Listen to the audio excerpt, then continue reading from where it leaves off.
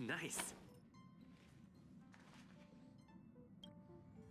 The feeling of relaxation is so nice. Ever since I stepped into the spotlight, I have especially treasured peaceful moments like this. Thank you. I hope the next time I come, I won't disturb anyone. From this angle, I can see a brilliant river of stars. It's mesmerizing. When I was younger, I didn't know what weariness was. Even at night, I was restless. I'd always drag my brother along to count the stars. The more stars I counted, the more energetic I got.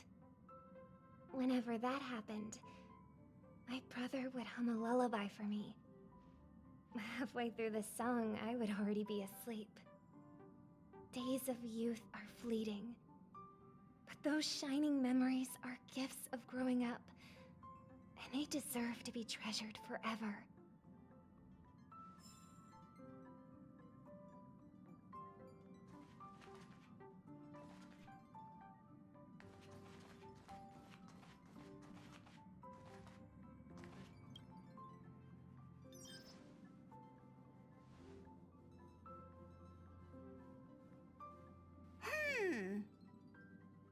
Phew.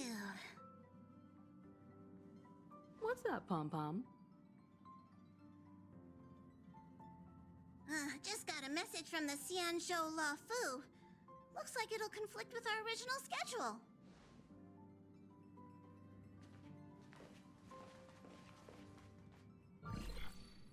It's been a while, my friends on the Astral Express. How's your trailblazing expedition going? Soon, the Xianzhou Luofu will be holding the Luminary War Dance. Those who have aided the Luofu in overcoming the crisis are cherished allies of the Xianzhou.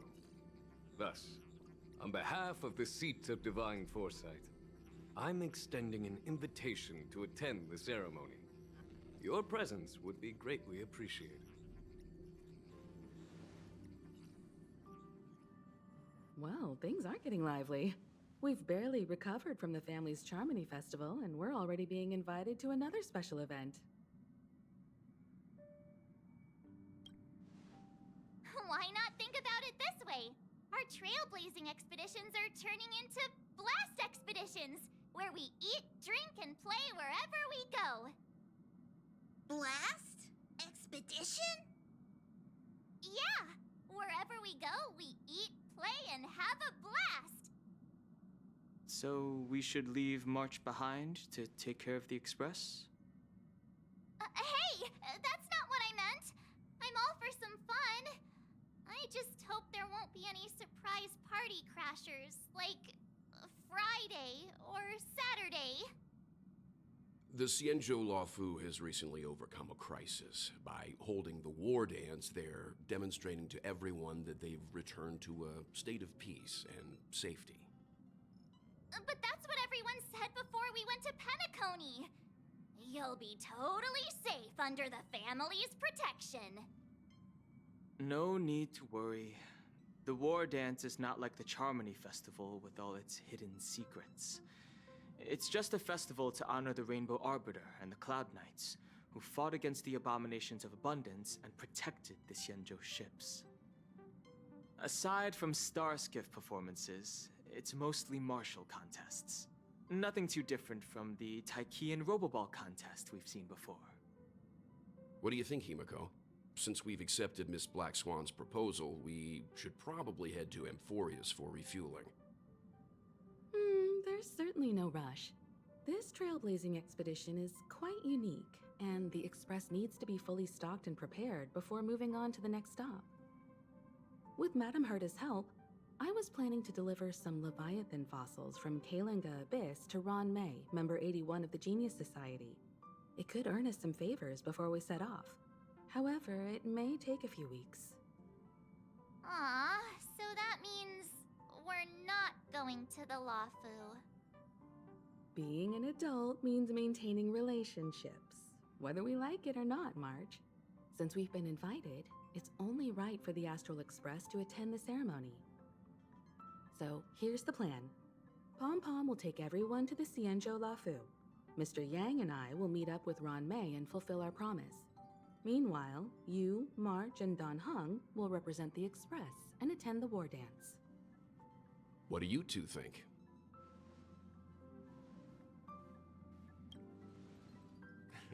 I don't hear any objections.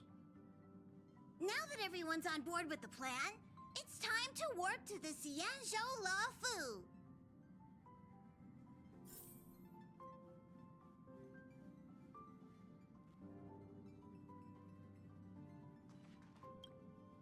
Kalinga Abyss. What does she expect to find there? Current research on the Leviathan merely proves how little we know about such life forms. That's why geniuses are interested in that field. Science is all about uncovering the unknown.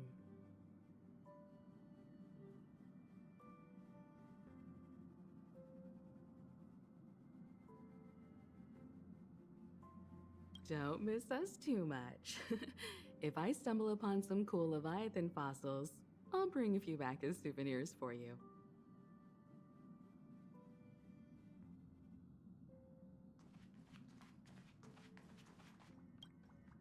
Himeko really knows how to convince people. Between Leviathan fossils and the war dance, the latter definitely sounds more fun. By the way, Danheng, this time you'll be taking a stroll with us on the Lafu, right? And just let you two wander around aimlessly on the Luofu by yourselves?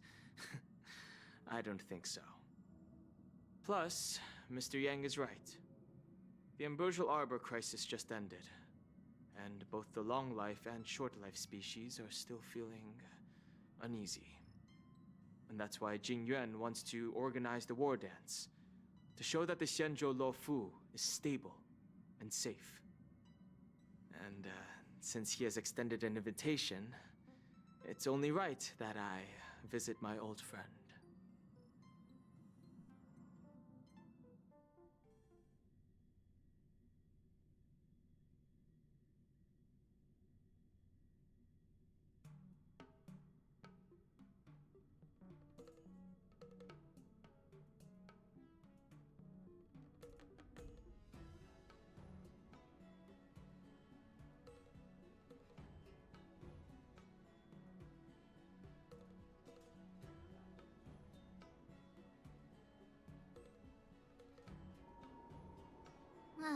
Coming back to this place brings back so many memories, you know?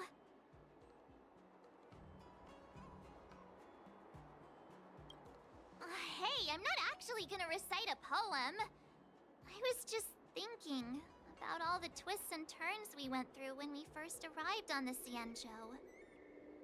This time, we're not being forced or enticed or chasing after wanted criminals. And we didn't have to sneak in through the cargo dock. This trip has been incredibly smooth. Quite unusual, I must say.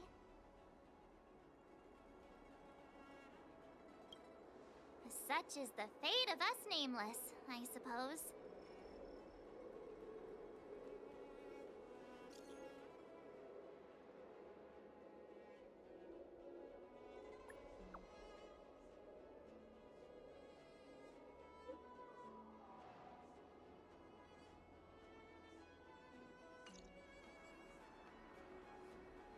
Is the Starskiff Haven always this crowded? There's so many people here. I can barely hear anything. Yanqing said General Jingyuan sent him to welcome us, but where is he? Let's wait for him in front of the loom. It's the most prominent landmark on the dock.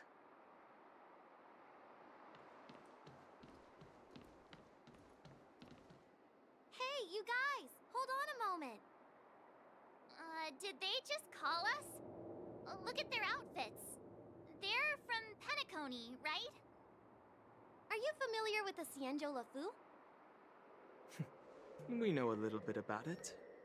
What do you need? We're from Penacony. Maybe you've heard of it. We came to this ship to gather interesting materials for making dream bubbles. Oh, we just left there. Oh, talk about coincidence. That's great. Do you know any must-see attractions on the Luofu?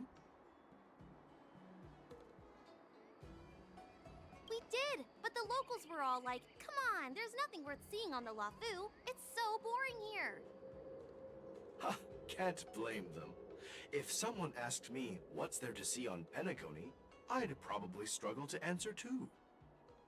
That's why we're asking fellow tourists. Most of the tourists around at the moment are here to attend the war dance. And that's why we're here too. Yeah, we know about that ceremony. But isn't the fighting ring still closed? I've heard the ring was actually converted from a huge decommissioned Lafu fighter jet. No doubt about it. It's a massive fighter jet. It's got to be larger than a civilian star skiff. But for now, all we can do is wait until the war dance starts in a few weeks before we can board it. We've still got work to do, so we can't just sit around waiting for it to start.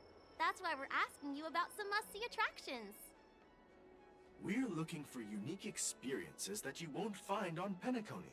Our clients love these kinds of dream bubbles the most. You're the expert here. Give them some suggestions.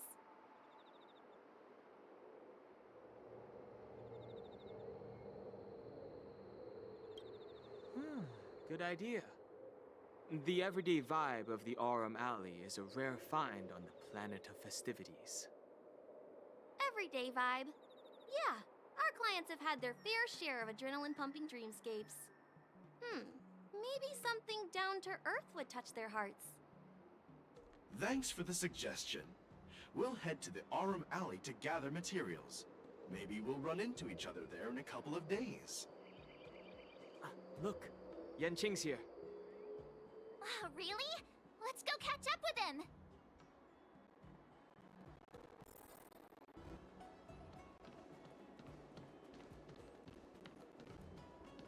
There you are! Everyone, this way!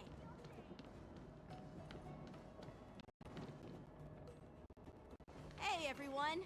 It's been a while. Well, it doesn't feel like it's been that long since we last saw you. But, Yanqing, are you?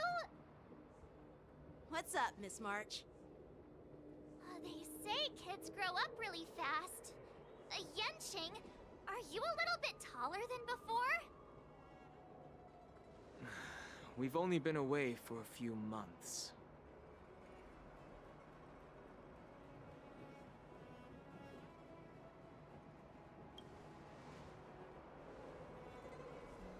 Really? The General is always worried I won't grow much taller, but I keep telling him not to worry about it. Sorry for the delay. With the upcoming war dance and the Starskiff Haven being so busy, things are a little hectic. Seriously, I've never seen the Lafu so lively before. I was a bit worried that holding the war dance right after the Ambrosial Arbor crisis might be too soon.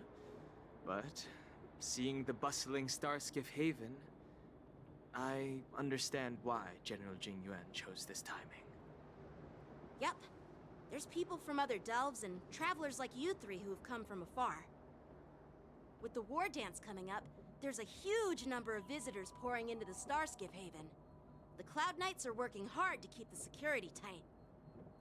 The General said this ceremony would help the Xianzhou Lafu recover from the crisis. It's a way to showcase our martial spirit, reassure people, boost morale, and attract visitors from other planets to promote trade and peace. By the way, the Xianzhou Alliance places great importance on this ceremony too. The Xianzhou ships, the Zhuming and the Yaoqing, have both sent messengers to offer their blessings. Yeah, I wonder if you've heard of it. It's known as the Star Forge, and it's responsible for providing more than half of the Cloud Knight's armaments. The Xianzhou Zhuming boasts skilled craftsmasters, and General Huayan is a top-notch craftsman himself. Ah, if only I could get a sword forged by him, I'd be on Cloud 9. By the way, Yanqing, where are we headed next? I'm sorry for talking your ear off. The General wants to catch up with you at the Palace of Astrum. He's been eager to hear about how the Express has been doing. It's funny how he tries to act all mature, but whenever it comes to something he's interested in, you can really see his childish side.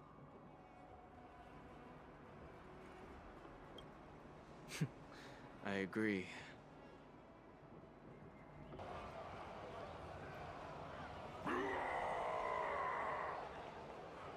All units, assemble quickly!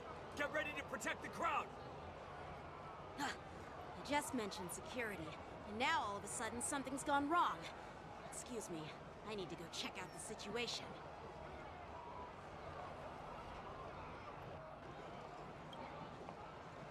Hey, what's that supposed to mean?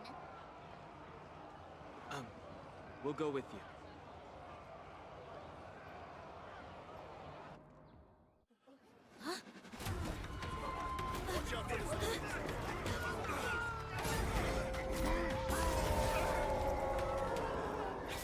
Protect the civilians. I'll deal with him.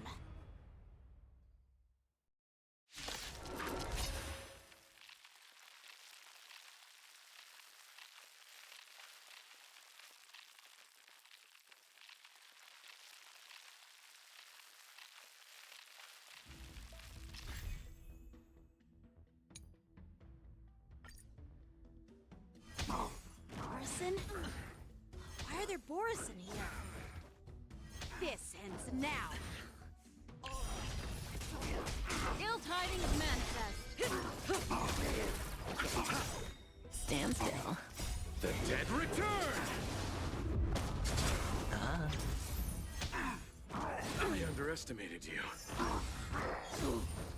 Ill fate descends. Beneath the waters lies an endless abyss.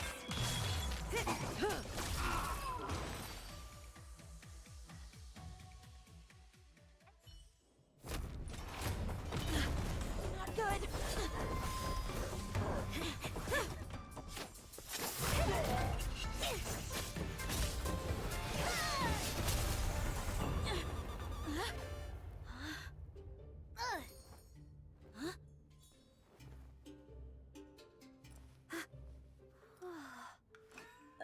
Thanks for the help.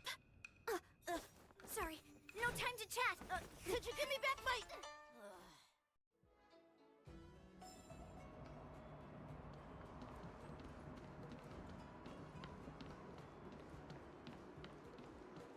Wait, my sword!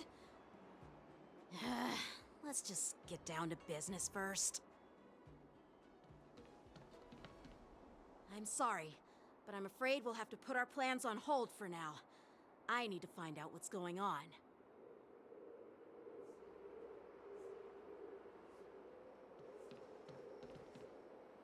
While we appreciate your rescue, my Xianzhou friends, don't you think it's a bit too much to detain us and our cargo?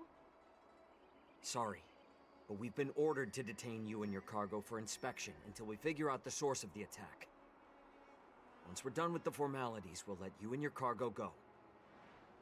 Oh, but this shipment isn't even meant for the Luofu, and it's IPC's patented technology. Who do you think you are to conduct an inspection? According to the protocol, all cargo arriving on the Luofu must go through inspection. Oh, but we didn't officially enter your dock at all. We just sought refuge in your dock because we were attacked by the Borisons. Looks like this argument could go on forever. Let's not get involved in a heated dispute that won't lead to a resolution.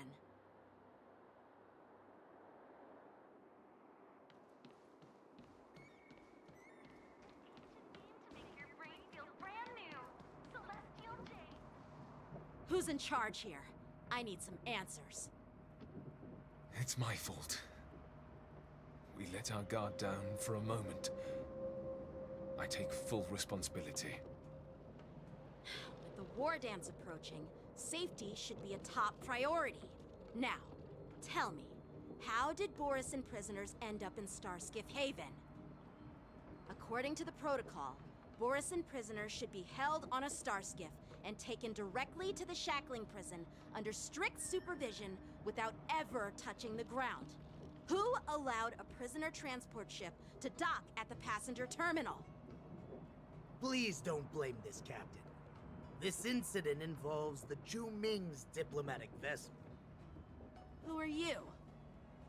I'm Lu Jun, an officer of the Patrol Defense Squad. Thank you for your help, Lieutenant Yanqing. The situation unfolded rapidly, and it shouldn't be held against the captain. Here's what happened.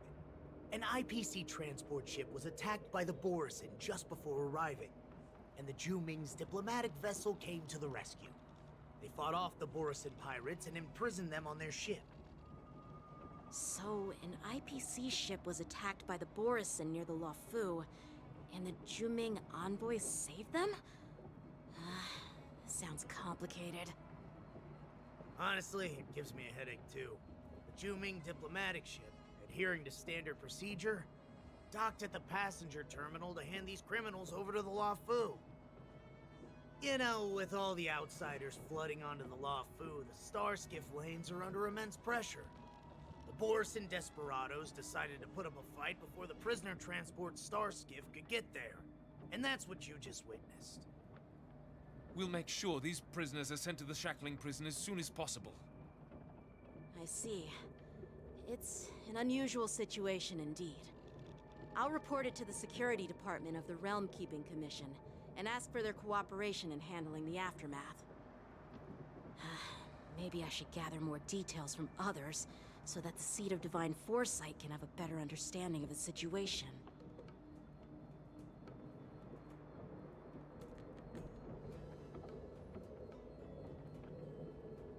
Oh, you look much mature now, Yenching. Please don't tease me, Miss March. The situation on the Xianzhou before the war dance is like a calm lake that can be disturbed by even the smallest pebble, capable of generating far-reaching ripples with even the slightest disturbance. What are those people? I mean, those monsters we just dealt with?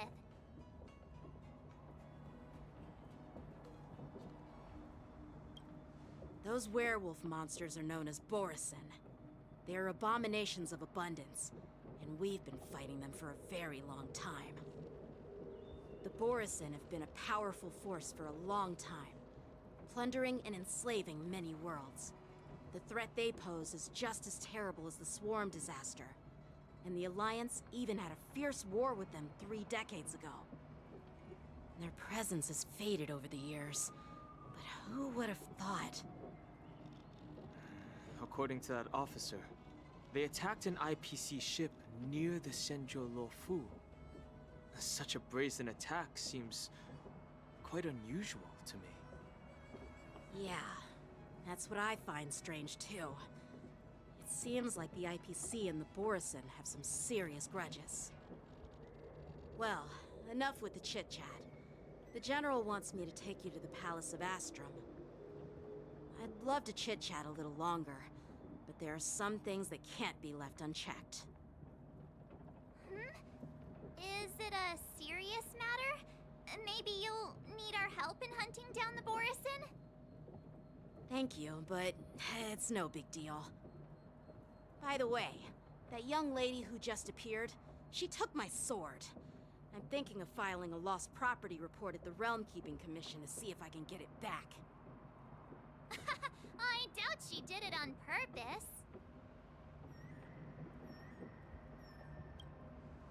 Perhaps she's around here somewhere. Shouldn't we take a look? All right, let's not keep the General waiting. Don't worry. There aren't many people out there with that kind of talent. It shouldn't be too hard to find her.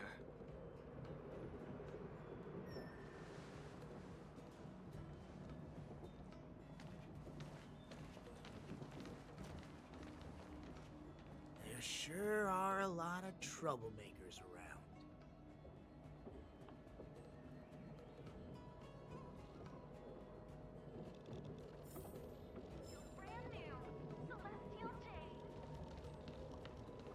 Success and failure. How time flies.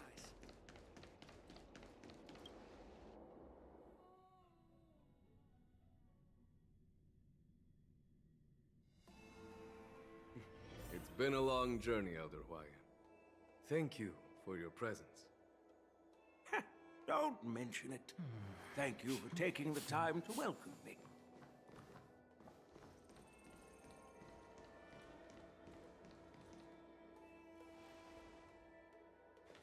General, I brought our guests from the Express. Oh, I'm sorry for my bad timing. I didn't know you were meeting a guest, General. Don't worry, you're just in time. It's been a while, my friends from the Astral Express.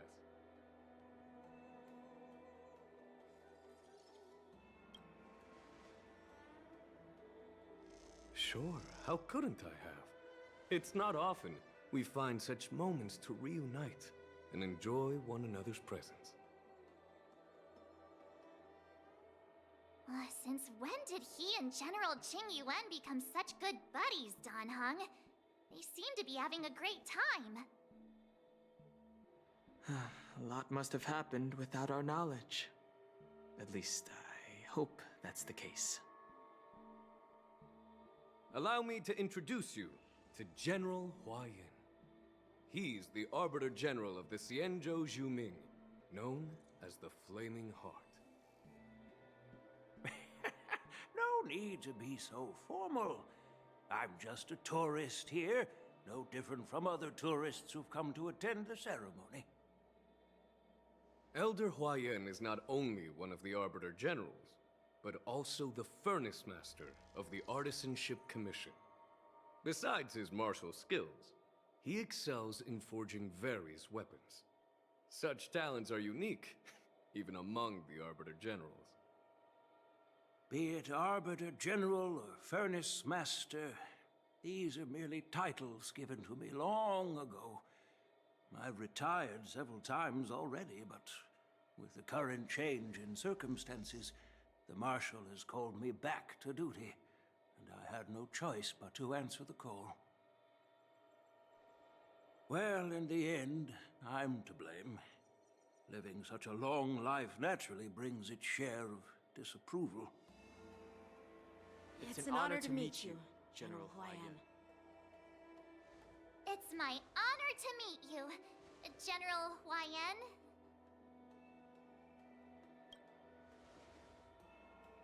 No need to be all formal. Today I'm just a guest on the Luofu, the same as all of you.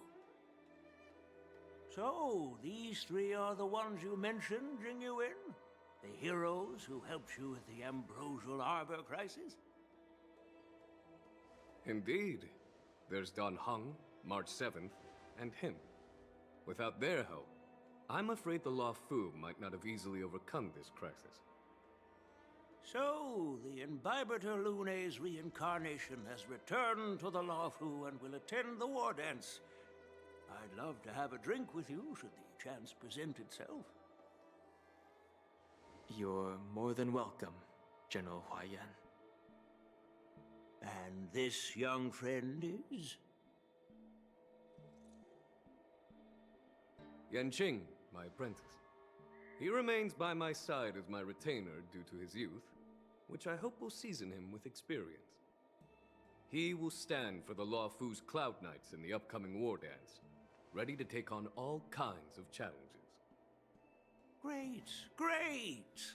It's a real treat to see so many talented young people around here today. Oh, I almost forgot. This is my apprentice, Yun Li.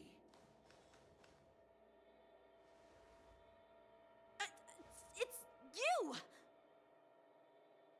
Oh, it's you. Hello. Oh, you two already know each other? Guess we don't need any introductions then. What a coincidence! I was afraid I'd have trouble finding this girl. Oh? Now you've piqued my curiosity. Tell me, how did you two become acquainted? She helped me capture the escaped Borisin prisoners at the Starskiff Haven. Allow me to express my gratitude for you. But when you left, you took my flying sword with you. Your flying sword? Oh, so that's why I found a dagger in my bag. Turns out it's yours. Yes, it is. Now that we've met again, I hope... Nope, that won't do. Won't do? You want your sword back, right? Well, you can't just take it back. On the Juming, when you lose your sword on the battlefield, you have to reclaim it on the battlefield. As for this little sword, it was supposed to strike that escaped Borisin prisoner. But unfortunately, its owner's agitated state caused it to fly off like a kite with a broken string, and it missed its target. By the way, if I hadn't caught it and helped it hit its mark, that Borisin prisoner would have gotten away. Hold on a sec, Yunli. You took my sword without even asking, and now you're refusing to give it back? So much for Lafu's swordmasters. What did you just say? If you just stepped up and took your sword back from me fair and square, I would have totally respected you. But nope, you tried to play it down, expecting me to just hand it back to you like it's nothing. In front of everyone. With all due respect, you don't honor your sword, so you don't deserve it. Hasn't anyone told you that taking without asking is stealing? If you want to settle this with swords, fine. Let's have a one-on-one duel right now. Yanqing. Well, that's more like it. Just be careful, because I'm not as easy to handle as the Borisin. You two, be quiet and apologize to Yanqing. Hey! Whose side are you on, Grandpa? I don't take sides. It's a small misunderstanding, and an apology would be too much. I've heard about the Zhu Ming's incredible swordplay and craftsmanship. Most notably, the legendary Flame Wheel Octet. Seeing Miss Yunli, who is among those ranks today, well, I must say, she definitely has that fiery edge. Such grandiose names. Some folks love to spin these fancy titles, trying to set the Cloud Knights apart. Yunli is still just a young girl, a bit awkward and hot-tempered, so please forgive her if she's being rude. Well, everyone, Elder Huayan and I have some business to discuss. For now, Yanqing, why don't you entertain our guests and take Miss Yunli to the inn? I'll find another chance to talk with you all. I'd like to express my gratitude to the Astral Express for helping the Luofu during the crisis. That's so kind of you. I mean, you've already thanked us so many times. Please forgive me for coming at an inconvenient time. You needn't apologize, General Huayan. All right, Yunli. Take this opportunity to clear things up with Yanqing. Yeah. It's better to make friends than enemies. But I won't be heading to the inn just yet. I want to visit Lingsha. She just arrived in the Luofu and could use some help settling in. Yanqing, once you've helped our guests get settled, go to the Artisanship Commission for me. I've heard about the attack and the detainment of the IPC ship.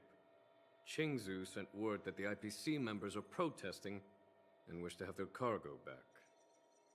See if you can calm them down. Don't get aggressive.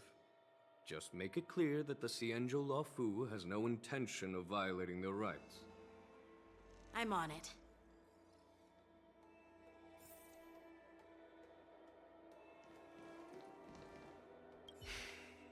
I'm sorry for Yanqing's rudeness. Not at all. Taunted by Yunli like that, even a training dummy would be angry. You've taught your apprentice well. If it were me in my younger days, I'm afraid I'd have drawn my sword and fought. Yanqing can understand your concerns. On the other hand, Yunli is still a naive girl who's only interested in swordplay. Honestly, I brought her here to participate in the war dance because I want to broaden her horizons.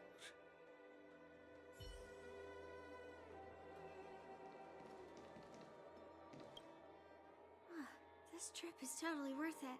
Compared to the Juming, the Luofu is so much livelier.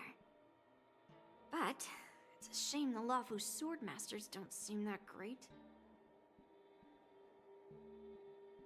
Glad to meet you too. Are you here to participate in the war dance?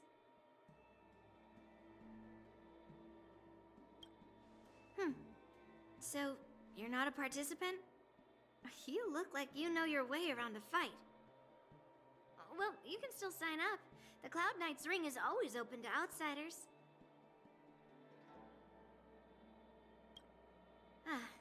That's how outsiders refer to my peers in the Juming Cloud Knights and the Artisanship Commission. We all train under Grandpa's guidance, learning the art of craftsmanship and swordplay. That's how we got that title, I guess. Just don't mention it in front of Grandpa. He always says that empty titles bring pointless challenges and conflicts. We Juming sword masters pride ourselves on the success of the group over the individual. I have some things to do. Besides, little Yanqing doesn't seem too happy about me tagging along.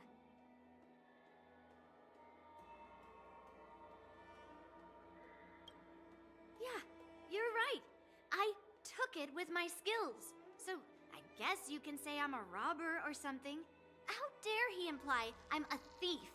Totally different. Besides, the sword seems scared of its own master. I'd like to ask him, you claim to cherish your sword as your life, yet you don't even recognize the state it's in right now?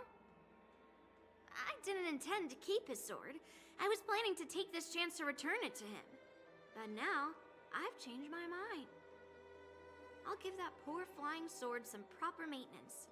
I won't consider returning the sword unless he learns how to say please, hello, thank you, and sorry. So he can forget about it for now.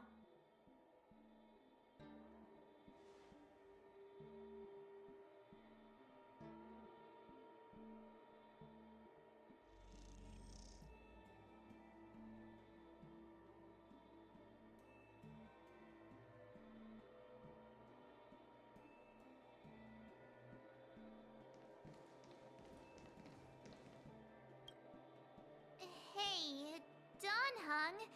I thought all the Xianzhou generals were like Jing Yuan.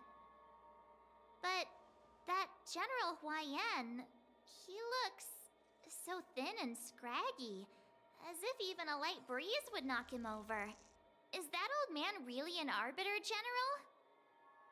Well, each Xianzhou ship has its own division and specialty within the Alliance.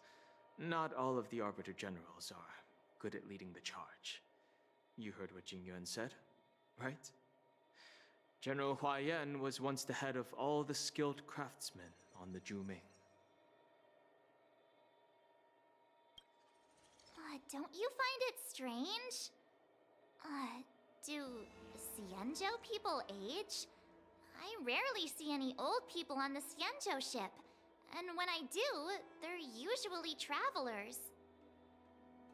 But General Huaiyan looks like an ordinary old grandpa. Is he really a Xianzhou general? Good question. He's right there. So why don't you ask him yourself? Nah, I'd like to live a little longer. We should leave. General Jing Yuan asked Yanqing to entertain us, so obviously, he has important matters to discuss. Let's not waste any time here.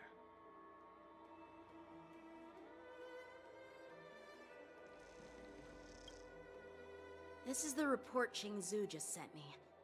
Let me take a look.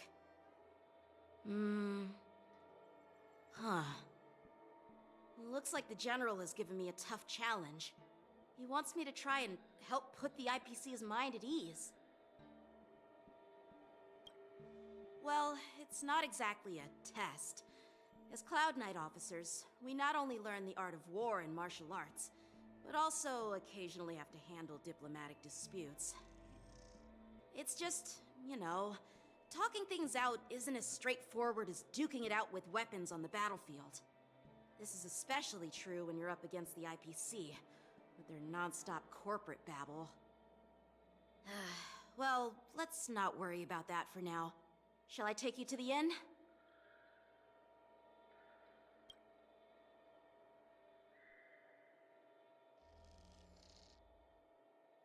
It is the Lawfu's honor to have you in attendance at the war dance. Yet, the fact that a simple martial arts ceremony has attracted esteemed generals from the Zhu Ming and the Yao Qing implies intentions beyond mere spectating. Might there be any specific instructions from the Marshal? You're overthinking it, Jingyuan. As I said, I'm here to broaden my granddaughter's horizons. I have no ulterior motives. However, I have no clue what the Yaoqing Arbiter General has in mind. Do you remember when you accepted this position? I told you that an Arbiter General's battlefield goes beyond the physical one. You'll need to lead and manage everything on the Xianzhou.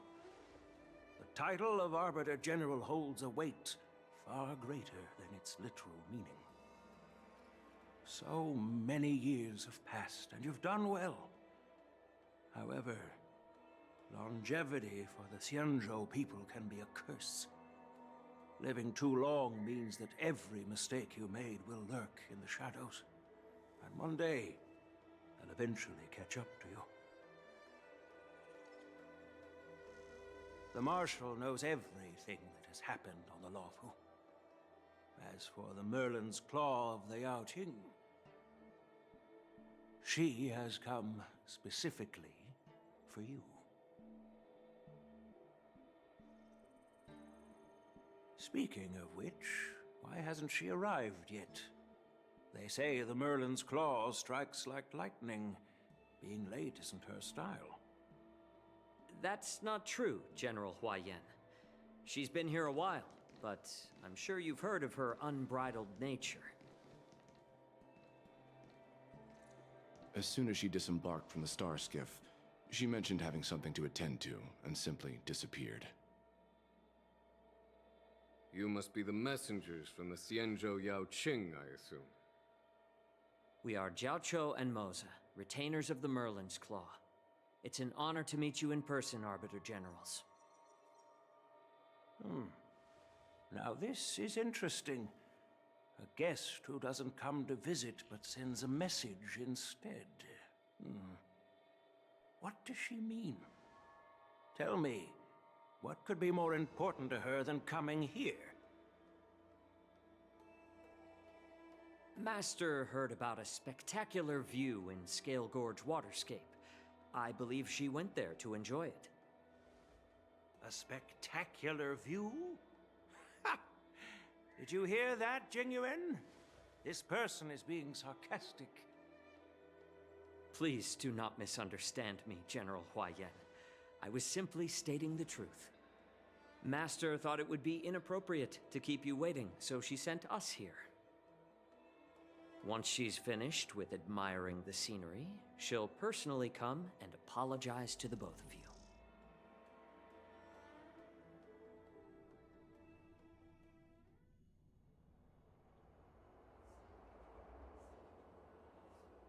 Drat, I forgot to ask Yun Li to return my sword.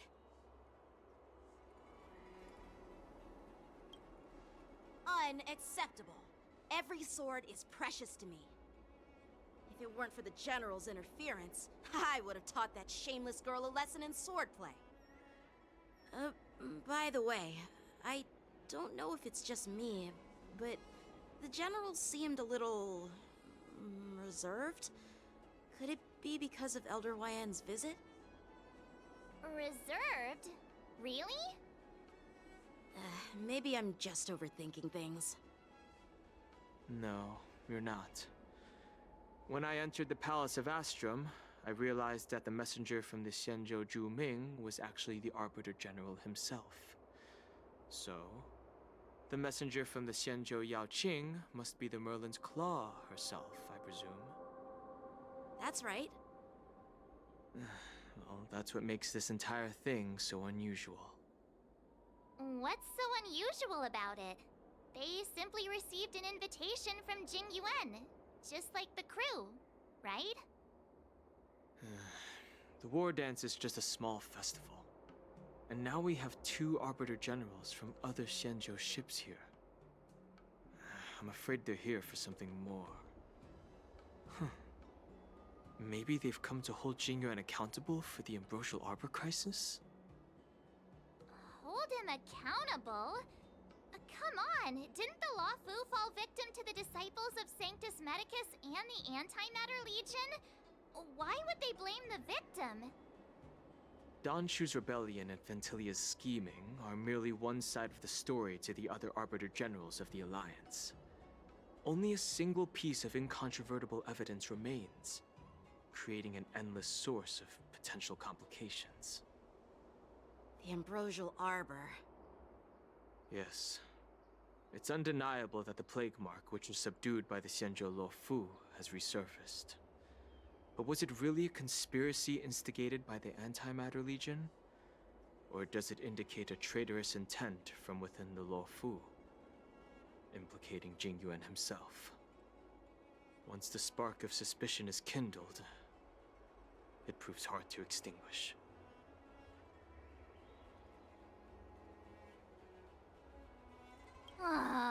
What was I thinking? Seriously, here I was looking forward to a carefree and enjoyable trip. But it seems wherever we go, drama is just around the corner. Aw, I was so excited. I thought those Arbiter Generals were just here to see the ceremony. By the way, I heard that an alchemist from the Juming diplomatic ship has arrived, and rumors say that she's to be the new Cauldron Master of the Alchemy Commission on the Luofu. An alchemist from the Juming serving as the Cauldron Master on the Luofu? While it's not unheard of, the timing itself... Thanks to your words, Mr. Dan Heng. Now I finally see the underlying tensions. The General is under tremendous pressure right now, but I was completely oblivious to his troubles.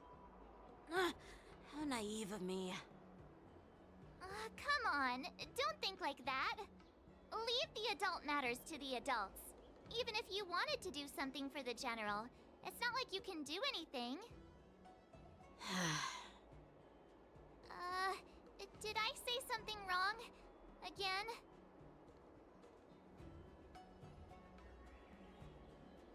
Miss March is right. I don't have the skills to share the General's burdens at the moment. Still, I'll do my best to follow his instructions. Let's go. Once I've taken you to your accommodations, I need to go to the Artisanship Commission to handle the IPC's protest. He looks like he has a lot on his mind. We can't just let him go alone. Why don't we accompany you to the Artisanship Commission?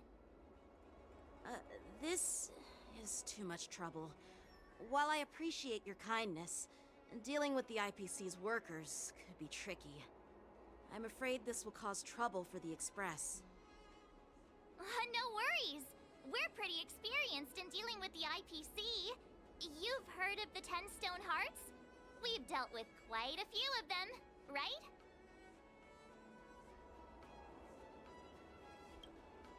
Hey, who's bragging? Anyway, this time it'll just be a few ordinary IPC workers. Surely you don't think they'll be even trickier than Aventurine, do you? Well, since you're willing to help, I won't decline your kindness. Let's head to the Artisanship Commission and meet them.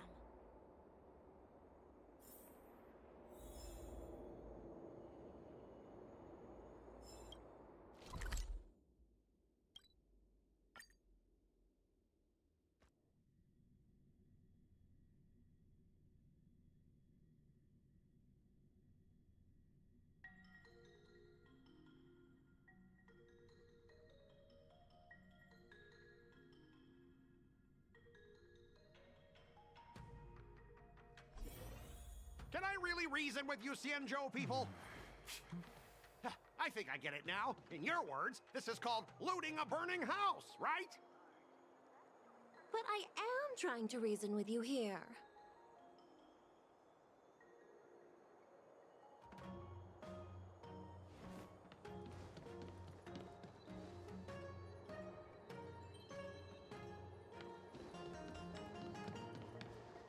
Ugh, that toxic voice sounds familiar. Haven't I heard it before in Arum Alley? You know what? This isn't my first time dealing with the Skyfaring Commission. I can handle your unreasonable ways. But straight up snatching IPC cargo, isn't that going a bit too far? Just as I've said it many times already. Once we've inspected the cargo and completed the security check, you can be on your way. Is there something wrong with your ears, or is it just your brain? I'm hearing you loud and clear. I'm thinking clear. And my answer is crystal clear. Not a chance. Keep detaining my cargo, and I'll file a complaint directly with your general.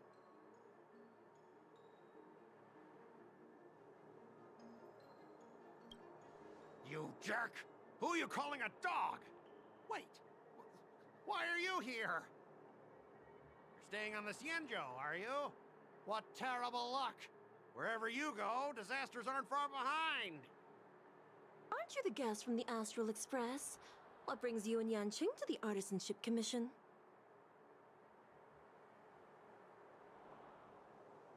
Trouble caused by the IPC? I'd say it's caused by the Skyfaring Commission. Looks like you've met this IPC worker before. I'm not sure if that's a good or a bad thing. I was sent here to deal with the IPC protest, Miss Shikwe. What's going on here? As you know, this IPC transport ship was attacked by the Borisin and rescued by the Juming's diplomatic ship. Then the Cloud Knights were instructed to bring it back to the dock for repairs and inspections. And this is Mr. Scott, the person in charge of this transport ship. So, you're Scott. I've heard him mention you. Weren't you kicked off the Lafu before? Why did you come back? Like I wanted to come back. I thought I'd just dock at the harbor for repairs and leave this forsaken place for good. Little did I know, as soon as the ship entered the harbor, a bunch of Cloud Knights showed up and snatched all our cargo from the hold. What do you mean by snatched? I've told you 1,000,000 times. It's a security check. Then why did you bring the cargo to the Artisanship Commission? You even brought in some shady craftsmen. It's obvious you're trying to steal the IPC's patented technology! Listen here.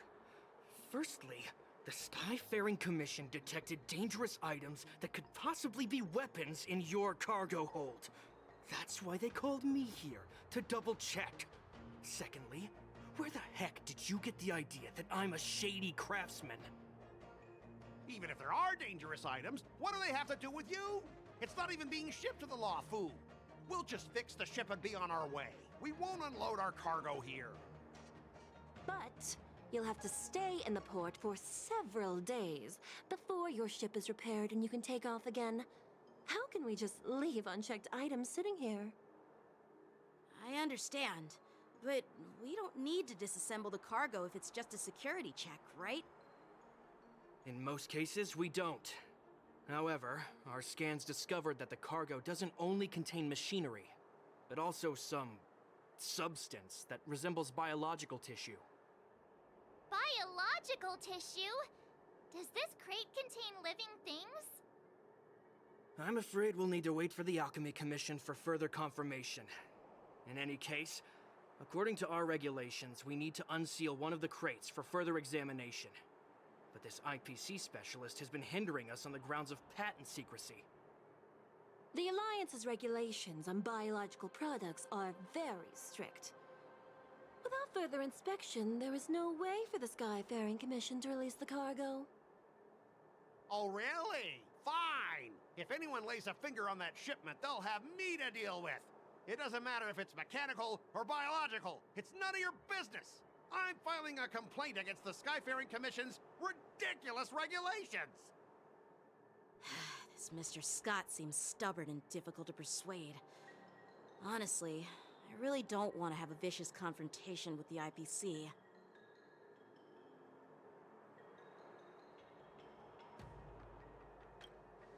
I heard how you helped O'Malley. The IPC representative back then was Mr. Scott, right? Since you've dealt with him before, it looks like I'll have to rely on you again. What are you guys whispering about over there? Just hurry up and give us back our cargo!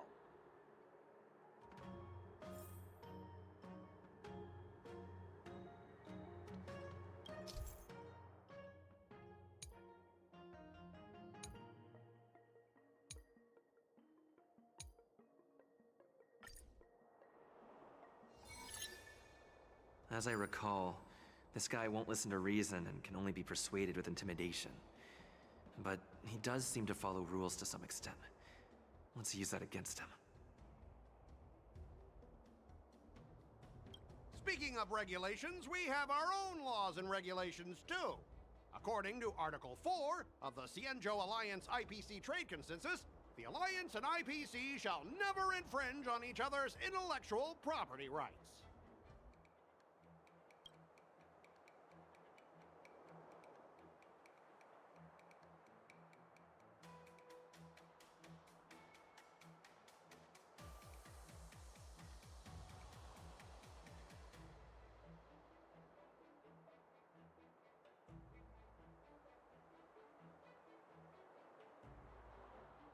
The Alliance can sign a non-disclosure agreement with you. That way, you won't have to worry about any infringements, right?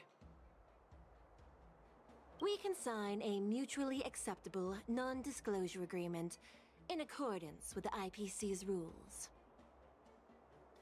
Well, that makes sense, but how can we trust you to honor the terms?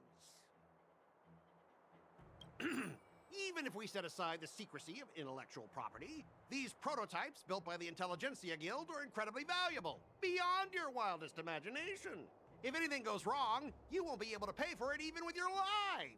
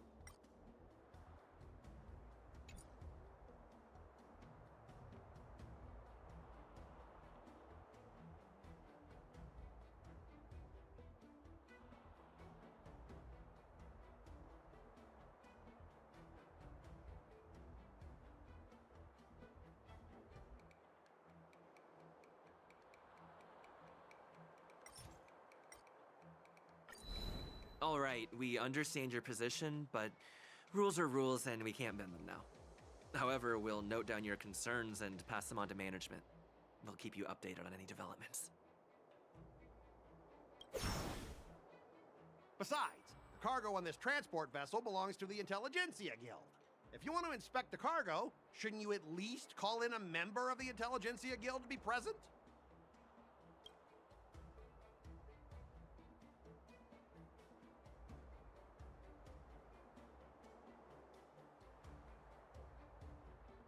I'm pretty tight with Dr. Ratio from the Intelligentsia Guild. Almost like family. Doesn't that make me practically a member of the Intelligentsia Guild too? What's all this nonsense? Even if you were married to him, you still couldn't represent the Intelligentsia Guild. We both need to follow the regulations, because that's how the IPC and the Cienjo operate, right? As an IPC worker, I have to abide by its regulations. If I make an exception and allow you to inspect the cargo, it'll spell disaster for me.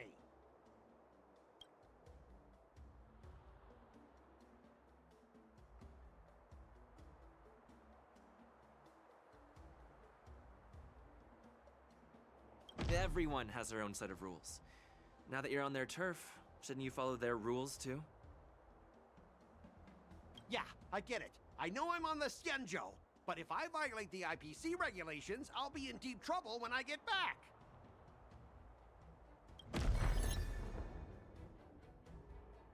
Well, you guys sure know how to argue your case. Fine, I'll allow you to do the security inspection. It's just that, I need some time to sort things out. This is a big deal. Let me talk to headquarters first. So, Mr. Scott, are you just stalling for time and planning to leave the Xianzhou as soon as your ship is repaired? To avoid the Skyfaring Commission's inspection? Well, IPC staff are free to come and go, as long as they don't break any laws. Yeah, you've got some insight there. Who are you again?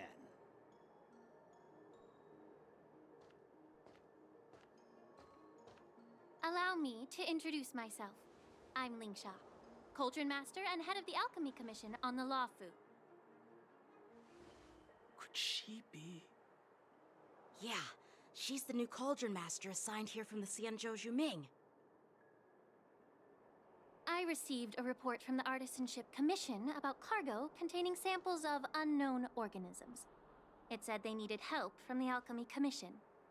I had nothing better to do, so I came myself. It's fine, Mr. Scott.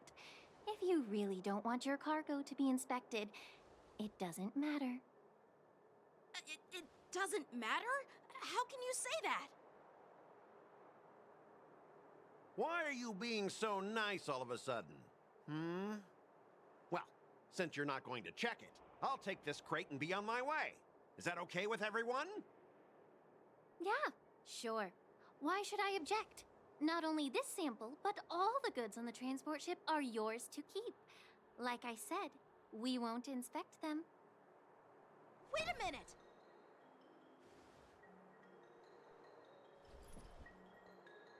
Well, that's more like it. If only the young displayed a more reasonable attitude, we could have sidestepped that altercation just now.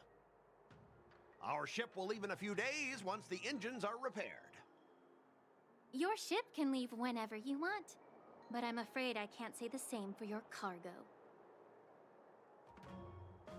According to the import and export regulations signed between the Xianzhou and IPC, all biological shipments can only leave the port when they have confirmed to be of no threat, or when all biological activity expires.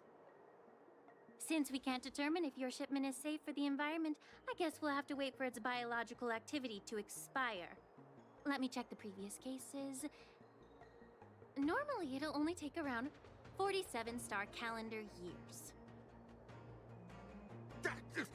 Only 47 years? Why so surprised? You're still young and full of energy. I'm pretty sure you'll live a few more decades. Have some confidence in yourself. Ha! Typical of a long-life species. Your words are dripping with sarcasm. While you may not care about time, I do.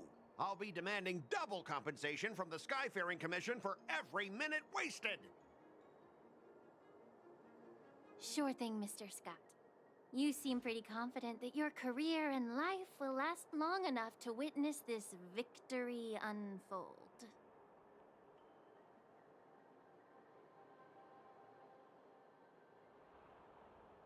Step aside, guys. Let them do the inspection. But, Mr. Scott... Come on, we're already in enough trouble. Just let them do the security inspection. And if needed, I can always grovel before the Intelligentsia Guild later. I'm just using my head for what it's apparently good for, right?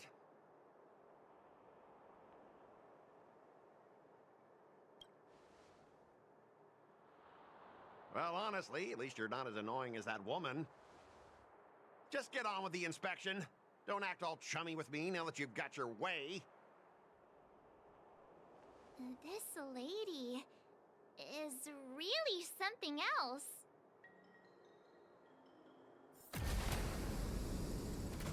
Is this the IPC product?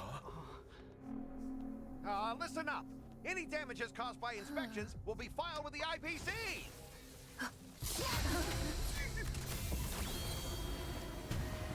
Turn it off!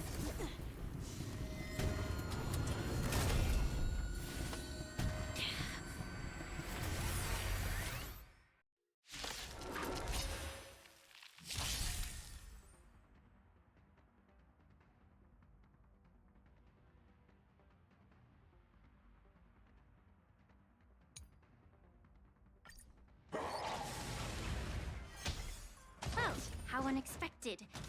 That was a surprise. Time to say bye. Boom. It's on me. Bust. Or maybe I'll take it all. All right. Ill tidings manifest. Stand still.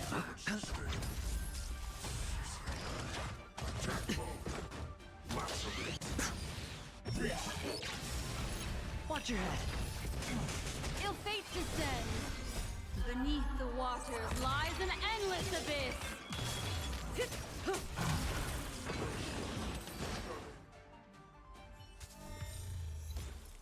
Were you seriously planning to leave this stuff unchecked at the dock for days? That's way too dangerous. I had no idea about it. You must have accidentally triggered the cargo's defense program. I don't think trying to shift the blame is a wise choice. But seriously, I don't know why that thing suddenly started moving. I swear on the Amber Lord. Enough. Miss Shikwe, please escort our IPC guests to the Skyfaring Commission. I'm on it. Please follow me, Mr. Scott.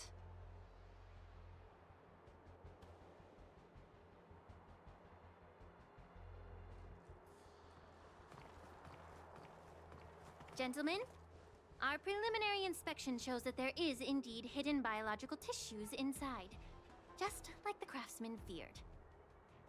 I can't even tell if it's ingenium or biological in nature.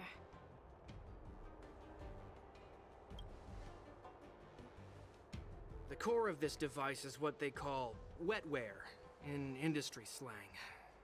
To put it simply, this machine operates with a kind of biological nerve as its control center.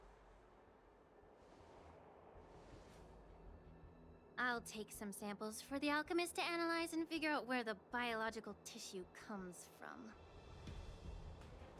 Why would the Intelligentsia Guild use such unethical technology? Perhaps they're trying to create a new weapon? Whatever the reason is, it's probably why the Borison attacked the ship. No wonder the IPC were trying to obstruct our inspection.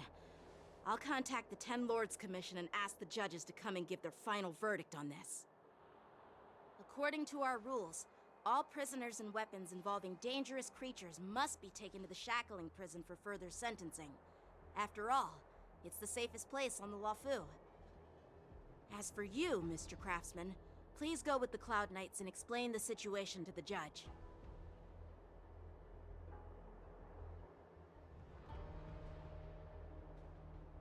I had a feeling that the IPC members would cause trouble, but I didn't think they'd be this tricky. Thanks for your help, Miss Lingsha. I should thank you for saving my life. Your sword skills were impressive. Taking down that big guy. I thought the General's retainers were all burly martial masters. I didn't expect Yenqing to be so...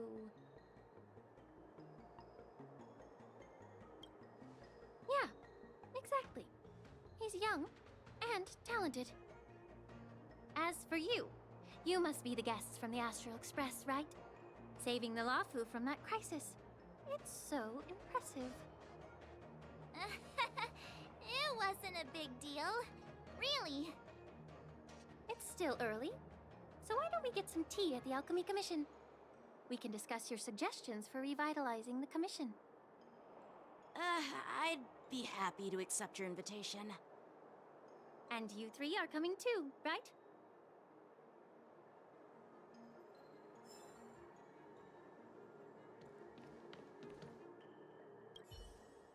Nothing to see here. These machines are to be shut down. Keep your distance until then.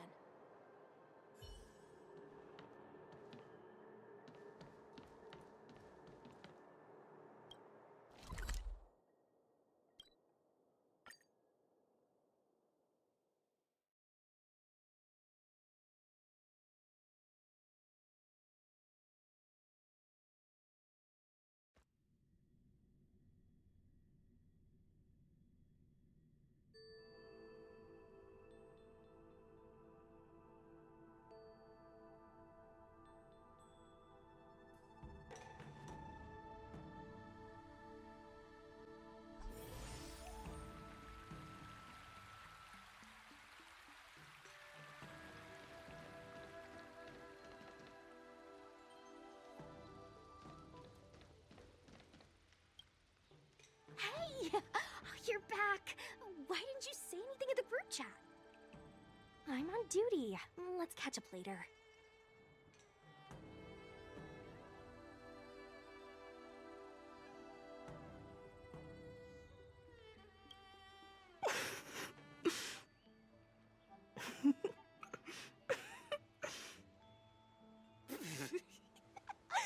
Hey, I'm warning you. I'm carrying out my secret duty.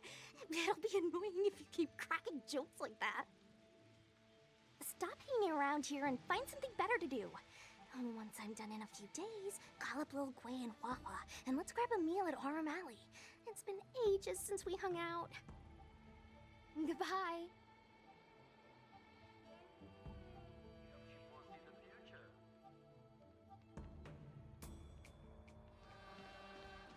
I'm here to pay my respects to the new Cauldron Master. All these years, and the view of the Alchemy Commission hasn't changed a bit. The tides come and go, but the ancient sea remains the same. For us Vidyadhara, there's nothing more nostalgic than our homeland. You're a Luofu native, Miss Lingsha? Yes, I grew up here, listening to the sound of waves while researching prescriptions with my mentors and peers at the Alchemy Commission. It's kind of sad, isn't it? Everything changes, but somehow remains familiar. Just like you, Don Hung, I traveled far from home, and now I've returned. Seeing the familiar scenery brings back a hint of nostalgia. The view here would be even better without the Ambrosial Arbor. Oh, really? I think that towering tree looks pretty impressive. Even if it's impressive, it's a plague mark. The Xianzhou have been fighting abominations for thousands of years. And now that the Ambrosial Arbor has been reborn, it's only natural for everyone to feel uneasy. Well, once a seed is planted, no matter how long it takes, it'll eventually sprout and bear fruit. In my humble opinion, the rebirth of the Ambrosial Arbor and the resurgence of the disciples of Sanctus Medicus were inevitable. The seed was already planted when the ancestors of the Xianzhou sought immortality.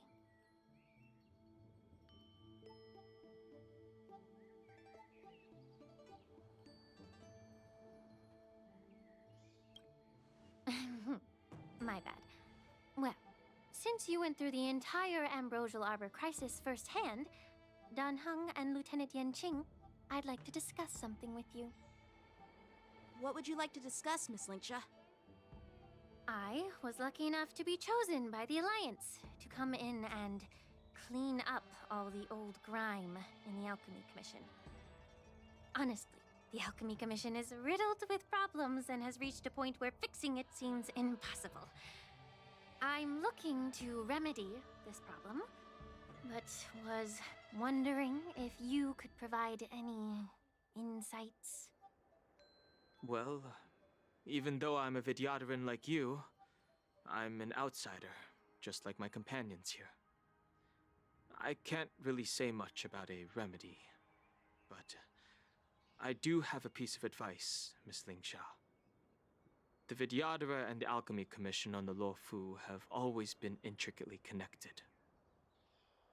If you cannot distance yourself from these ties, Miss Lingsha, changing the situation within the Alchemy Commission may be quite challenging. I may not know about politics, but I do know that the disciples of Sanctus Medicus have been operating within the Alchemy Commission for years. If you're determined to root them out, maybe you should discuss it with the General. I see. Thank you for your valuable insights.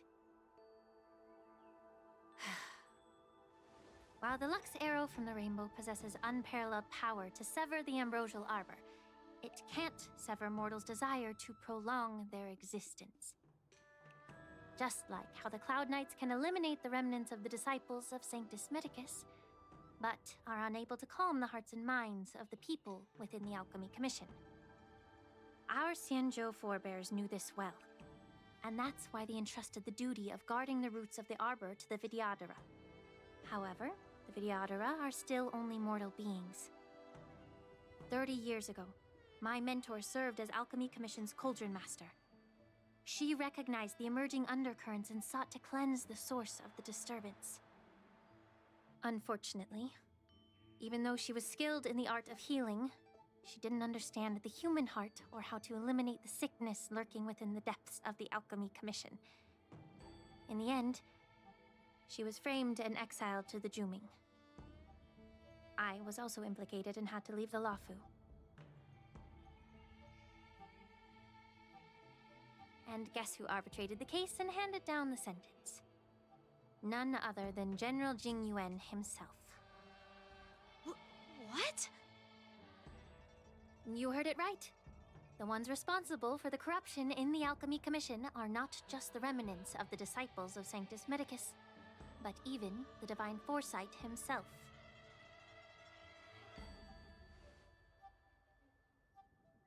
Alas, why is your face turning pale, Yanqing? Don't worry about it. I understand that when someone holds a position of power, they may sometimes have to make tough decisions. I won't hold any personal grudges against him. Besides, at our age, holding personal grudges is a luxury we can't afford. Lingsha, you're back! Ugh, I've been waiting ages for you.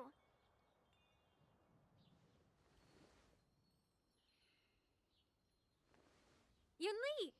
Why aren't you with your grandpa? What brings you to the Alchemy Commission?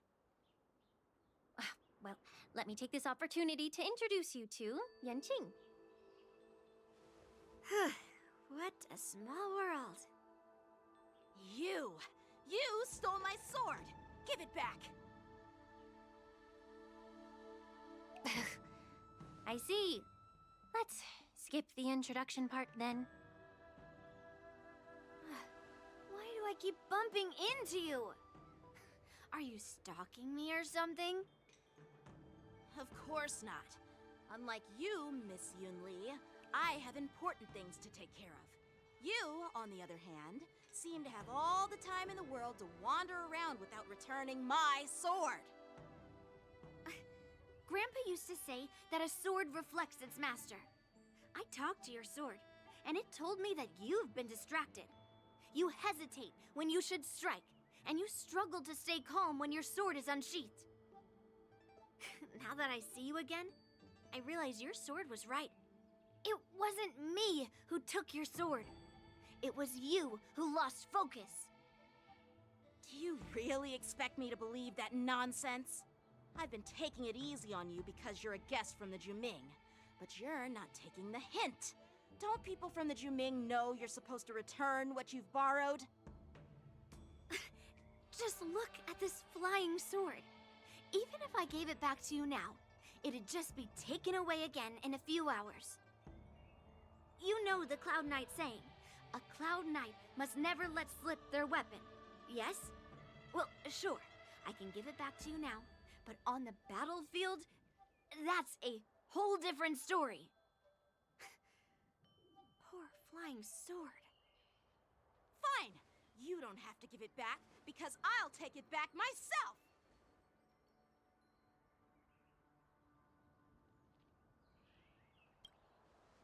Between these two, who do you think is tougher?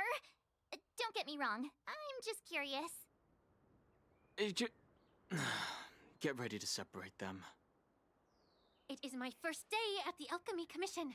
A brawl is definitely not how I imagined celebrating it. Well, since you don't approve, I won't draw my sword here. I didn't mean it in that way. Since you've already drawn your swords, you'd be disappointed if you didn't get to test one another, right? I've received reports that the delves near the Alchemy Commission are still infested with abominations. Seems like my predecessors left quite a mess. So, if you two want to determine who's better, why not focus on them instead of each other? Clearing out some abominations? Sounds boring. It's the Cloud Knight's duty to eliminate those abominations. You don't have to ask me twice, Miss Lingsha. I'll help you get rid of them. Oh, you think you're the only one who knows how to behave? If Lingsha needs anything, I'll gladly draw my sword and help her out. It's so heartwarming to see both of you being so sweet and caring. So then, shall we get going?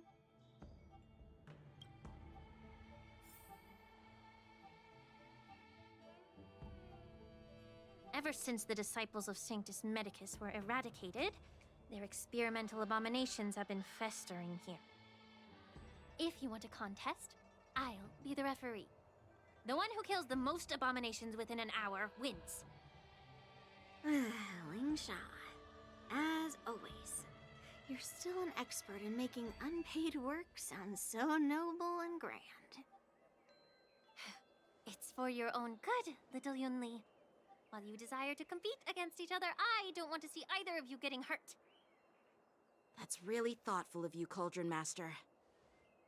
So, are you both ready?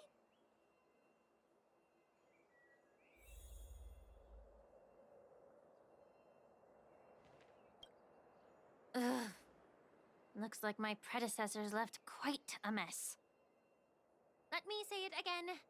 The one who kills the most abominations within an hour wins. Be careful when you draw your swords, and make sure you don't hurt each other. Can we start now, Lingsha?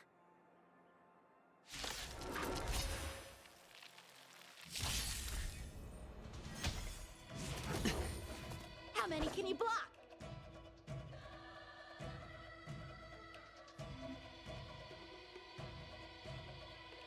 Strike with heart! Your fate descends!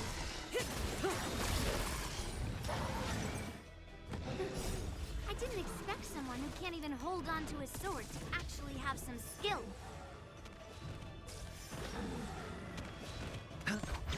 Relax.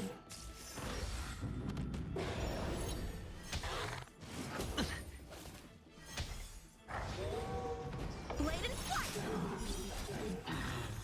Through clouds!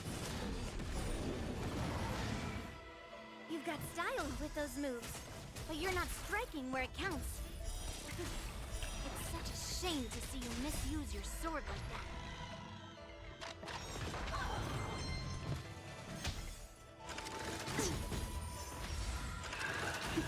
Watch your head. Strike with heart!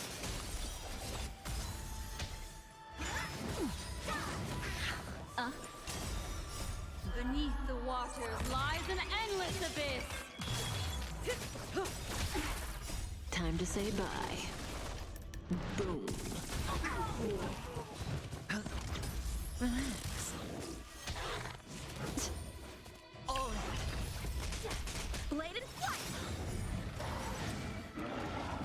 Swords descend!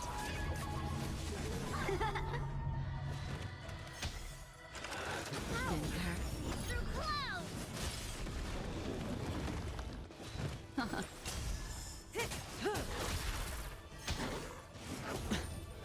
Watch your head.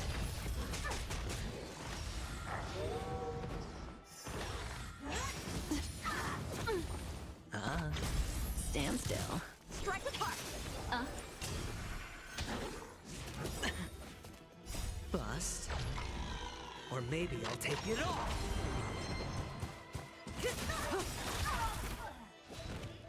Time to say bye. Boom.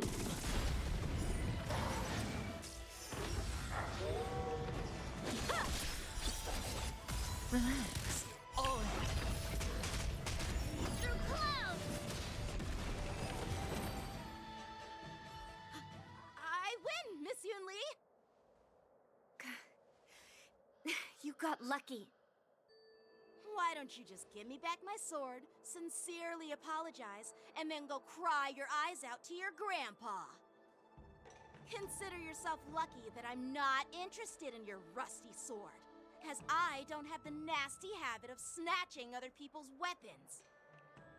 All you did was chop down a few monsters.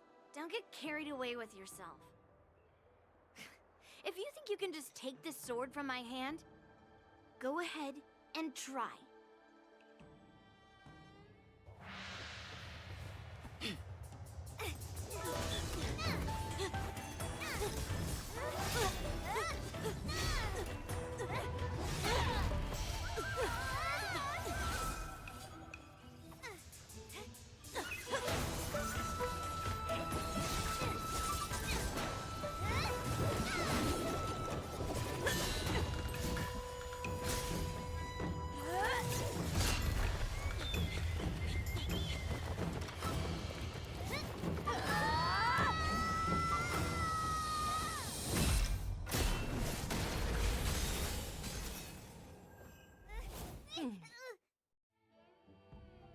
Well fought, my young friends. However, both of you have shortcomings. One of you focuses on dodging and weaving, while the other relies on brute strength, trying to take down targets with a single strike. Who are you? Me? I'm just a patient seeking medicine from the Alchemy Commission. A passerby, if you will. I thought I'd see my fill of impressive fights during the war dance. Yet here I am, able to witness a remarkable fight at the Alchemy Commission, of all places. Well, the Lawfu is never short of surprises. However, I have a small suggestion for you. Why don't you settle this dispute fair and square in the war dance's ring? That way, you can resolve your differences with a proper duel and put your grudges behind you. Grudges? No, not at all. Yunli and I, we were just sparring. Sparring? You summoned your flying swords and she swung her sword with full strength. No grudges between you. I don't believe it. Aha! What brings you here, Lady Fei Xiao? Have you finished your health consultation with the Dragon Lady? Fei Xiao? Grandpa always talks about you. Could it be that you're... The Merlin's Claw of the Xianzhou Yaoqing? Looks like I'm quite famous on the Xianzhou Lawfu, too. Of course. Everyone has heard of the great general. Known to all, and unbeknown to none. Great General? Isn't that title a bit too narcissistic? I don't like it. Ooh, I heard there's a dozing general on the Lawfu, so I came up with a humble nickname for myself. The Lacking General. Lacking in worries, regrets, and rivals. Sounds much better, right? Yeah, that's a befitting title that sounds both humble and impressive. Now that the sparring session is over, Yanqing and Yunli, shouldn't you politely thank General Fei Xiao for her guidance and bury the hatchet? Here's your sword. Keep it safe.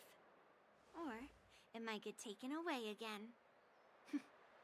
By the way, we haven't settled the score yet. I'll defeat you fair and square next time we fight. This is how she apologizes? Now that I finally got my sword back, I should report to the Seat of Divine Foresight. I'll take my leave, General Fei Xiao.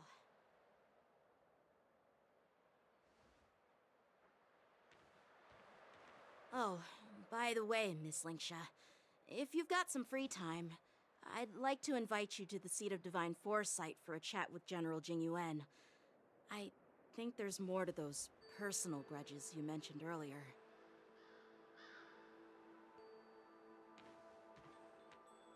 Thanks for stepping in, General Feixiao. Otherwise, I'd have had to knock them out with my incense. Not at all. Just doing what you asked. How about we call it even as payment for the healer lady's consultation? Sorry, but even a general needs to pay their bills. We don't do credit here. And let's not forget, you'd have been waiting decades for a chance to see the Dragon Lady if it weren't for me. Well, you can always send the bill to the Seat of Divine Foresight and say it's for mentoring those kids. After all, it was quite the effort splitting them up. I nearly had to get tough. Now, if you'll excuse me, I need to find a spot and get some fresh air.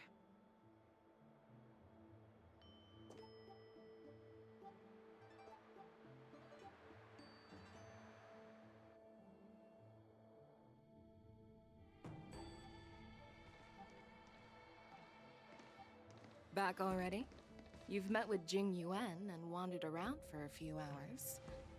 So, what do you think? It appears that the Divine Foresight is using this war dance as a show of strength to convince everyone that the Luofu is prospering after the Ambrosial Arbor crisis. But... I know you're going to say but, right?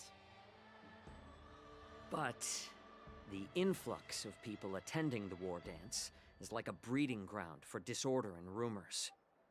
One wrong move, and the Luofu could be in a world of chaos. The Cloud Knights on the streets remain vigilant, so at the very least, General Jing Yuan is aware of this. As for other matters, I'm unable to say. I'd prefer to be excused from future meetings with generals. I'm just a military healer. And now all of a sudden I'm thrust onto the center stage having cordial chats with two generals? My work doesn't lend itself to being in the limelight either. Just stop whining. At least you're in one piece, right? Before getting in touch with General Jing Yuan, I wanted to put aside my assumptions and see his momentum. That includes the overall bearing of the Cloud Knights on the street, what people are saying, and how those close to him behave. The might of an army dwells not within its pawns, but within the force of its collective momentum. Recognizing this fact reveals the true measure of power. Thanks for enlightening me, General. A perfectly clear statement turned confusing thanks to your translation. You've made me lose where I was now. Anyway, this is how I operate in battle, so you might as well get used to it. Are you treating General Jing Yuan as your enemy?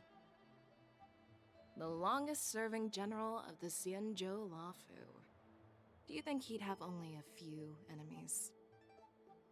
By the way, General, you met the healer lady, yes?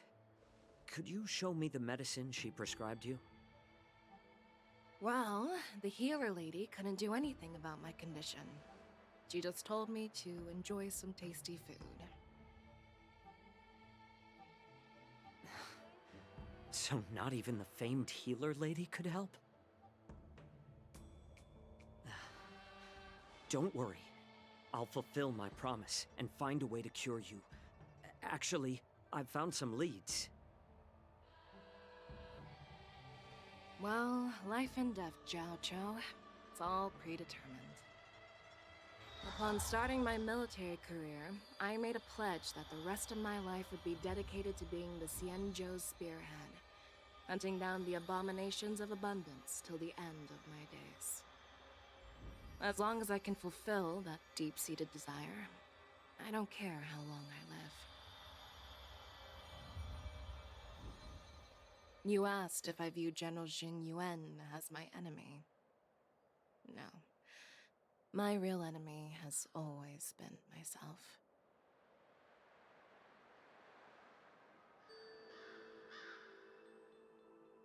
Enjoy some tasty food. So, what's for dinner tonight? Jeez. You really know how to read the room, don't you? You guys figure it out for yourselves. I'm due to catch up with an old war friend, I've not seen for quite a long time.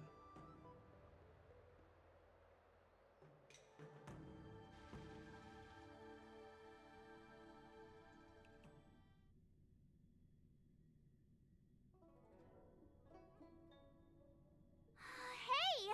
Was that the Yaoqing general who just dropped in out of nowhere? Oh, she's so awesome. I mean, when Yoon Lee swung that massive sword, she just casually blocked her attack with ease. Mine too. Yeah. But to go up against Yoon Lee is quite impressive, you know? That aura of heroism and grace. It almost makes me want to learn Xianzhou swordplay. You think so too, right?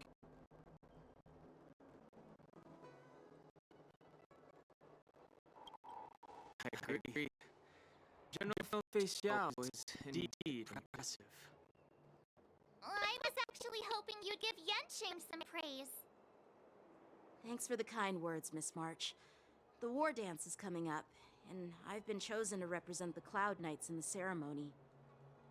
I've had my fair share of defeats lately, and even though I know there are always more skilled swordmasters out there, seeing General Fei Xiao's skills today has made me feel a bit uneasy again. Don't underestimate yourself. After all, generals won't fight in the ring during the war dance. Just remember the state of mind you had when you single-handedly took on me and Blade, putting life and death aside. With that mindset, you can prevail against most challengers. I see. Thanks for the advice, Master Danheng. By the way, now that today's events are over, General Jingyuan wants to invite all of you to the Seat of Divine Foresight. He has something important to discuss. I bet it's about how to deal with the generals from the Yaoqing and the Juming. I really don't want to get caught up in grown-up games so soon. I just hope Generals Fei Xiao and Huaiyan can see the truth. We don't need any more chaos on the Luofu before the war dance.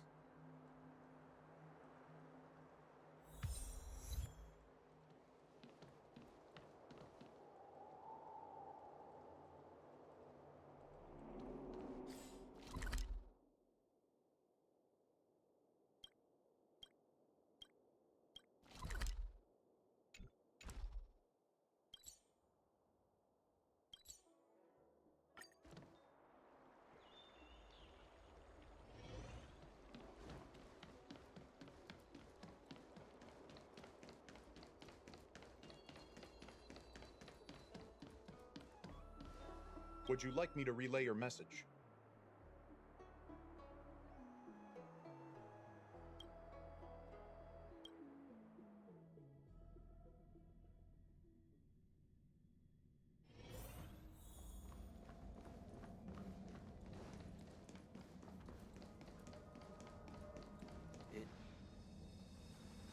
Earlier at the Palace of Astrum, I introduced these guests from the Astral Express to you, Elder Huayan.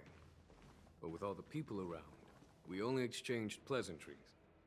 Now, I'd like to officially introduce them to you. These three braved great dangers, accompanying me into perilous places, defeating the chief culprit Vantilia, and uncovering the conspiracies of the disciples of Sanctus Medicus. If you wish to know more, please, feel free to ask us. Well, I skimmed through the reports about the Arbor's rebirth from the Master Diviner Hu Xuan. She's been summoned to the Yu Chui for questioning. There are a lot of doubts within the Alliance about this whole situation. But despite all that, I believe in you. Since you joined the ranks, you have repeatedly achieved remarkable feats. After the High Cloud Quintet each went their separate ways, despite the many criticisms within the Alliance, the Marshal still stood firm against the dissenting voices and entrusted the Luofu to you. Over the years, you've served the Alliance with loyalty and wisdom. You've taken down abominations in Thalassa, rescued the Xianzhou Yuchui from a siege, and destroyed the demonic planet summoned by the denizens of abundance. I still remember those battles vividly. There are fools who doubt your loyalty. They're happy to see the divine foresight fail because it gives them some kind of sick satisfaction. They haven't achieved anything of their own, so they feed off the failures of others. But I've seen enough failures in my time, and I want to believe that your loyalty has never wavered. So, General Fei Xiao of the Yao Qing is the only one investigating the Ambrosial Arbor crisis on behalf of the Alliance? No. I am too. This old man's words always catch me off guard. The Marshal ordered me to come to the Xianzhou Laofu, but the document only says, attend the war dance and listen to Fei Xiao's questioning.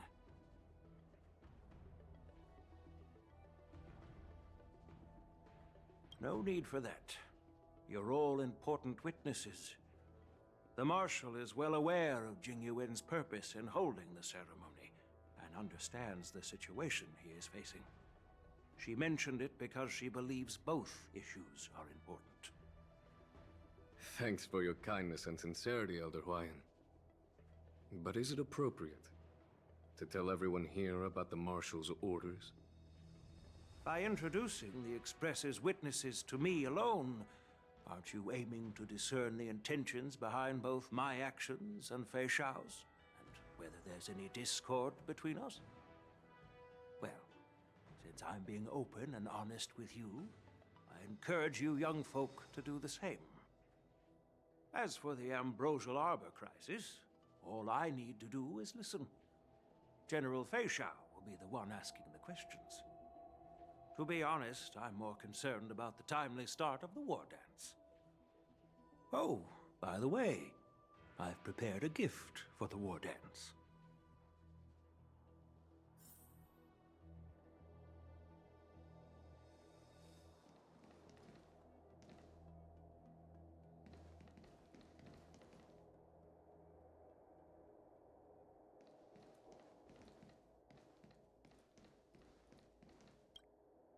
Yes, it's this case right here.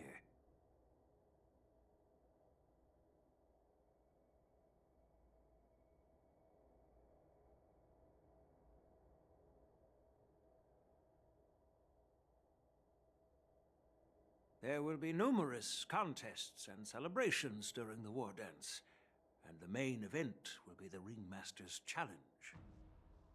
The host will dispatch a skilled warrior to take on challengers from all over the cosmos, showcasing the excellent martial arts of the Xianzhou Laofu. When you mentioned that the Astral Express would be attending the ceremony, I thought the High Elder of the Laofu would be the Ringmaster. You humor me, Elder Huayan. The healer lady is just a young lady who knows nothing about martial arts. How can I assign her as the Ringmaster? I'm no match to you when it comes to joking. What's this box for? Why don't you open it, General Huayan? This sword case is intended for the War Dance's award. It's empty now, but in a few days, a precious sword will be delivered and stored inside. I don't mean to boast about our skills, but this sword represents the pinnacle of the Ju-Ming's craftsmanship. It has a legendary history, full of heroic tales from foreign lands, tales that are too detailed to be summarized in just a few words.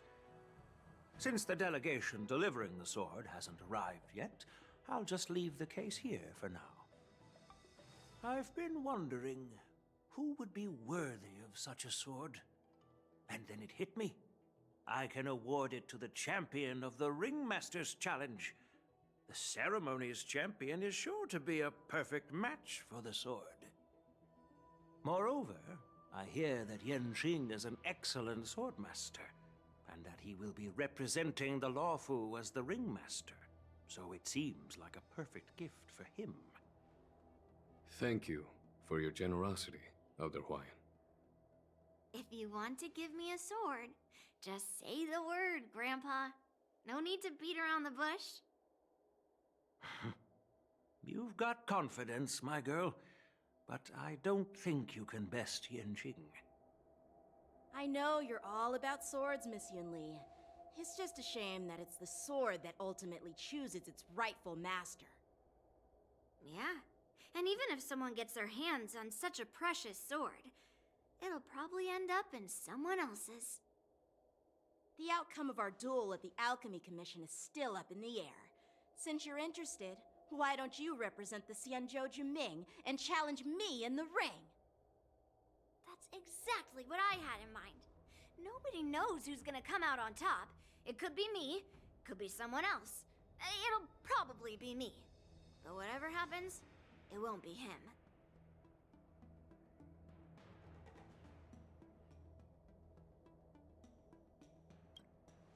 Not to be rude or anything, we've been watching their drama. I'm dying to find out who beats who. Quiet down. We have other guests here. I've prepared this sword to add some excitement to the ceremony, not to have you two squabble. It's not a good look for the Alliance. While you both seem confident that you'll win, you need to remember there can only be one winner and one loser in the ring, which could lead to hard feelings. Actually, I have an idea. We don't know who the winner will be, and it might not be either of you. But if you're eyeing that prize, you'll need to work together. I want you to take on an apprentice who will take part in the war dance and win at least one match.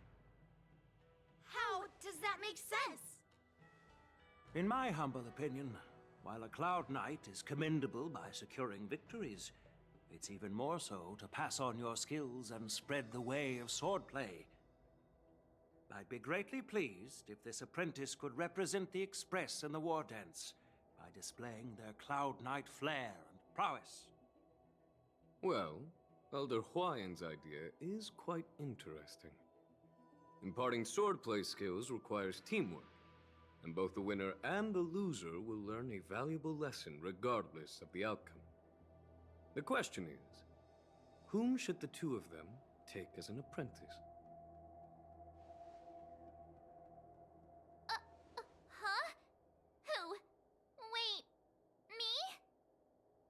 I noticed just now that Miss March seemed quite interested in the outcome of your sword fight. So I thought, why not teach her the art of swordplay? Wait, are you serious, General? Why am I being dragged into this all of a sudden? I've never practiced swordplay before. I'm a total newbie. You really think I can learn it? Well, you'll probably realize I have no hope and give up on me. And that'd be so embarrassing.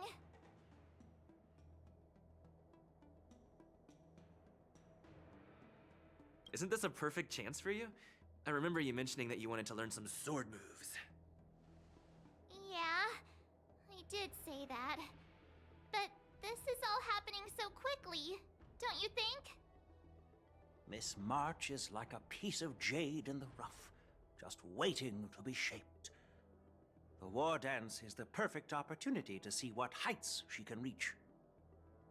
I appreciate your kind words, General YN. But won't teaching me swordplay be a waste of Yanqing and Yunli's time?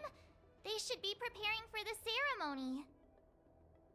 Plus, I heard that each swordmaster has their own special moves. What if they let something slip while teaching me? If everyone knows each other's tactics, won't that make it hard to catch people off guard during the war dance?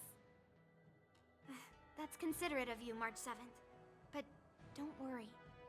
It'll take you at least a decade of hard training before you can even start learning special moves. No need to freak out. A few Juming swordplay tricks will mean you'll be more than equipped. Really? Looks like March's curiosity has been piqued. The whole point is to know each other's moves. Defeating your opponent in just one move?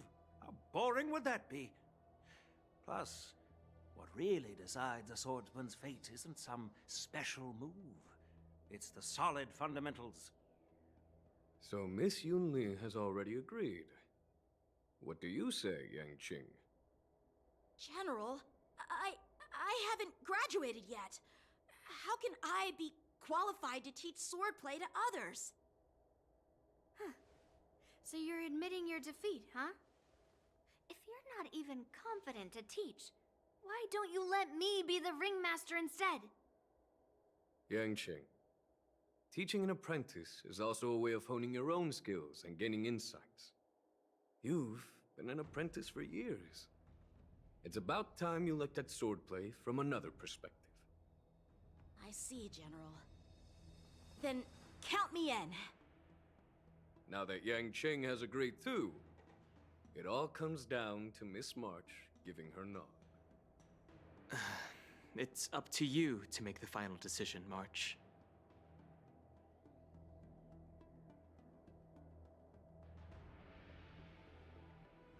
At least that way, I won't have to worry about you accidentally shooting me in the butt all the time. Hey, I've never missed my target. Then I'm on board. Thank you for your kindness, General Huayan. Great! Starting tomorrow, Yanqing and Yunli will teach you the basics of the Cloud Knight's swordplay. Yunli and I will head out and purchase some sword practice equipment for Miss March. Think of it as a little initiation gift. You're too kind. Wait, you're giving me a gift? Shouldn't it be the other way around?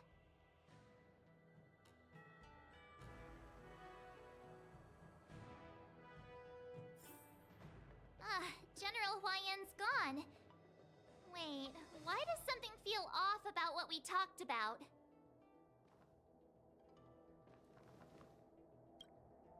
I think we strayed off topic. How did things even get to this point? Yeah, I brought you here because the General said he had some important matters to discuss. But how in the world did Yun Li and I suddenly become Miss March's swordplay mentors?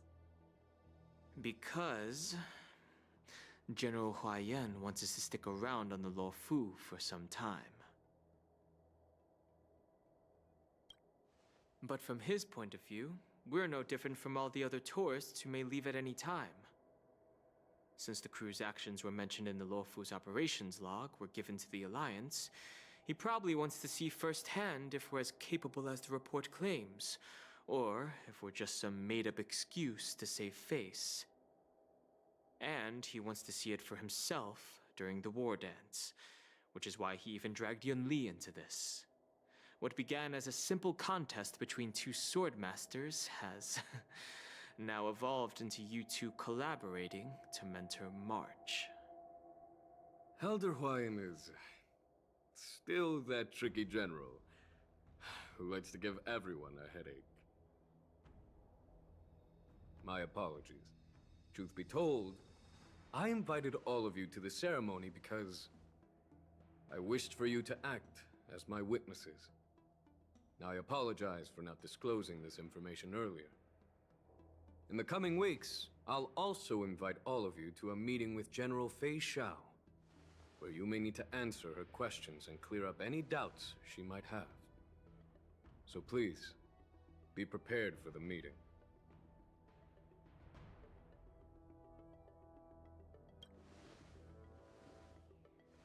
Don't worry, General.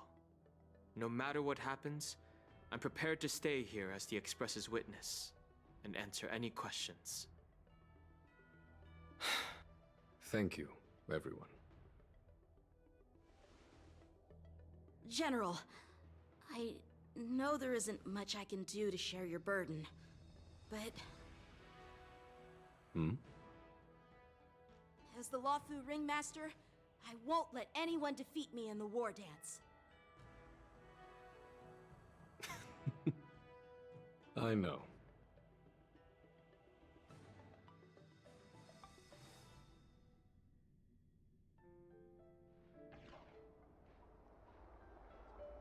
The illustrious Merlin's claw waiting for me? And for so long, too? It's quite an honor. It's been a while, General Fei Shao. It's been 30 years since we last saw each other. Right, Yukong? Yes. Back then, you were the vanguard of the Yao Qing's Verdant Knights, and I was a pilot of the Law Fu's Rainbow Orbit fleet. Who would have thought that upon meeting again, you'd be a general, and I'd have given up flying? Really does feel like a lifetime ago. Well, I wouldn't say I haven't seen you in 30 years. After all, your great victories are announced through the Yellow Bell resonance system every day.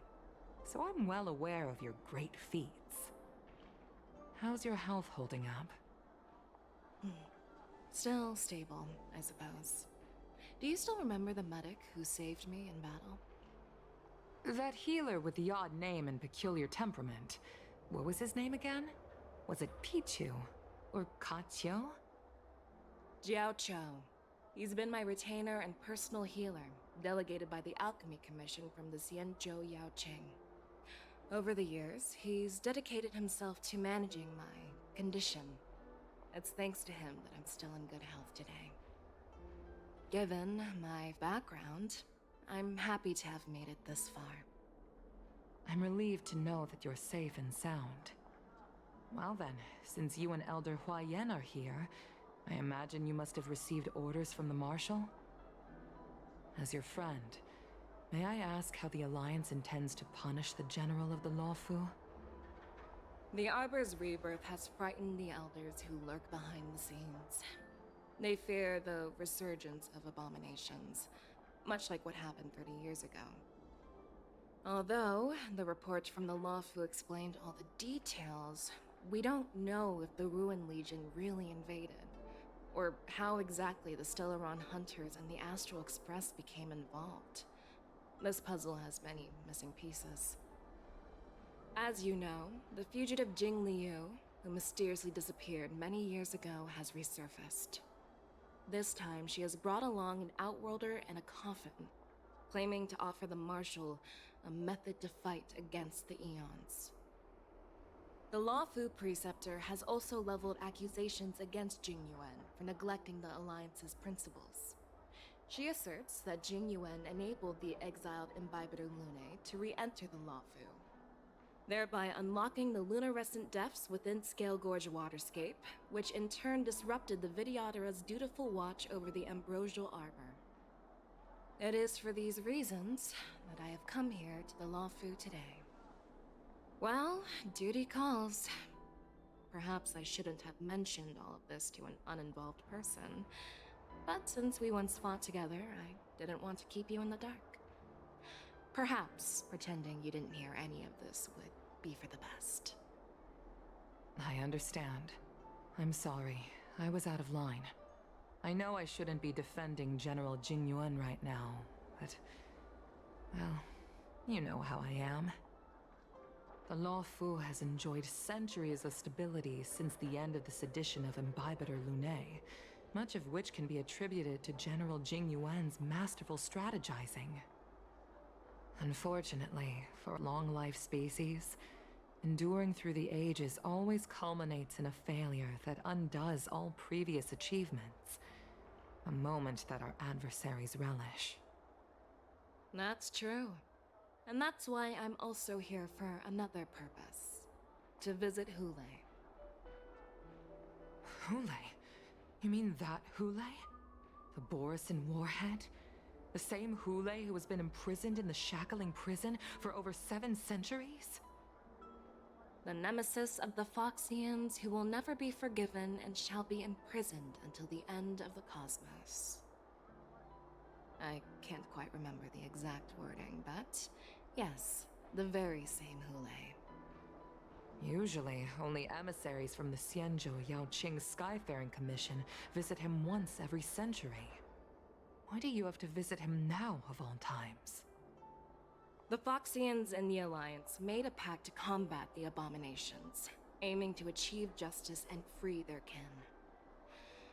That werewolf monster is to be forever imprisoned in the dark recesses of the shackling prison, facing unending retribution. Given the situation on the Luofu, those on the Yaoqing are concerned about Hulei's imprisonment. I'm afraid that the routine visit every century is no longer sufficient to ease their concerns. That's why I was sent here, to reassure them. It's all bad news. Well, not everything. There might be a silver lining. Oh, by the way, I found some clues about the thing you asked for. Tell me more. The Verdant Knights followed the route you mentioned and discovered the wreckage of the Whistling Flame ship. Unfortunately, there were no survivors and no cargo. However, someone had already been on the scene before we arrived. Our people? Or someone from the IPC? No, neither. Yukong, have you heard of a person named Ron May?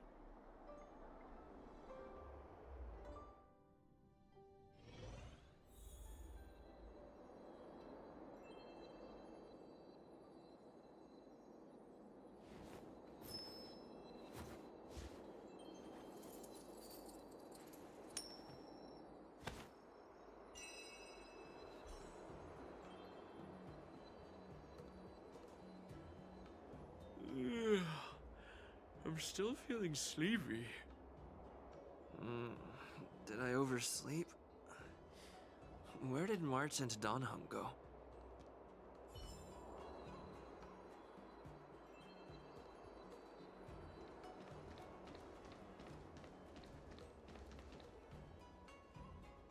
There you are.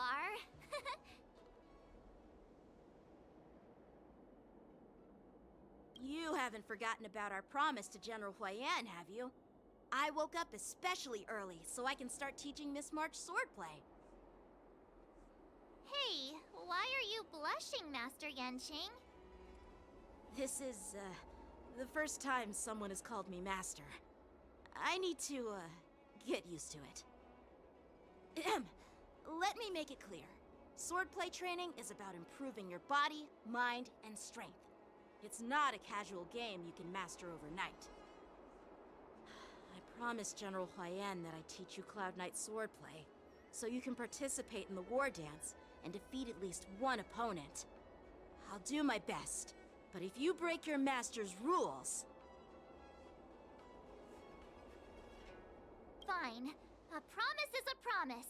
Since I promised to study hard, I'll do my best starting today. Great! That's the spirit. March is in your hands now, Yanqing. Don't be too easy on her. Donhung, do you even have a heart? Did you lose it somewhere? By the way, where's Yunli? I've found a quiet spot in the back garden of the Palace of Astrum for our first lesson together.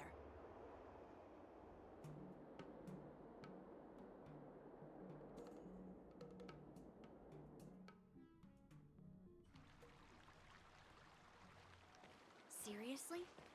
It's the first day, and you two are already late? Why is everyone on the Luofu so laid back? So disappointing. Master Yunli, you're already here. Sorry for keeping you waiting. Oh, wait. Were you trying to teach her in secret? That's sneaky. I'm just showing you what Luofu etiquette is all about. She might be my apprentice, but it's customary for the master to personally escort their apprentice to the place of learning. As the host, I'll be teaching Miss March the essence of Luofu swordplay, after which she'll emerge victorious in the war dance ring. You won't be complaining about Luofu swordplay then. Stand aside, rookie. Let me show you how we Zhu-Ming swordmasters treat their apprentices. Quickly, over here, Miss March. This is a reverse mentorship gift from me to you.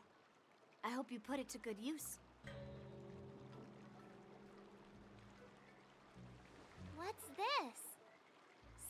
Xianzhou clothing? It's so beautiful! Sword practice requires precise movements. This outfit is tailored to fit perfectly and allows for smooth movements. I even added some small accessories. I put a lot of thought into it. You're awesome, Master Yunli! See? See? How can you compete with me?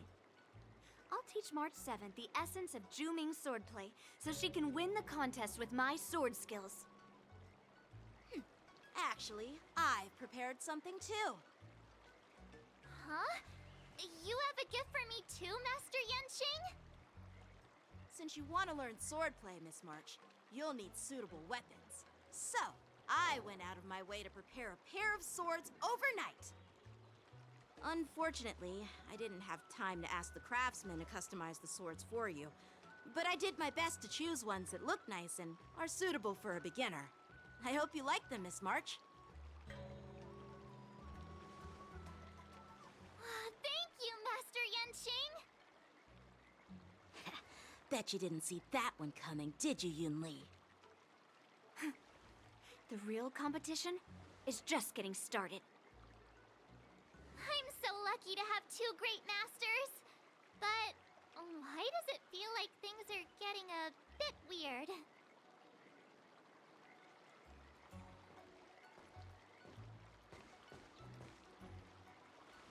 So what do you think, Masters?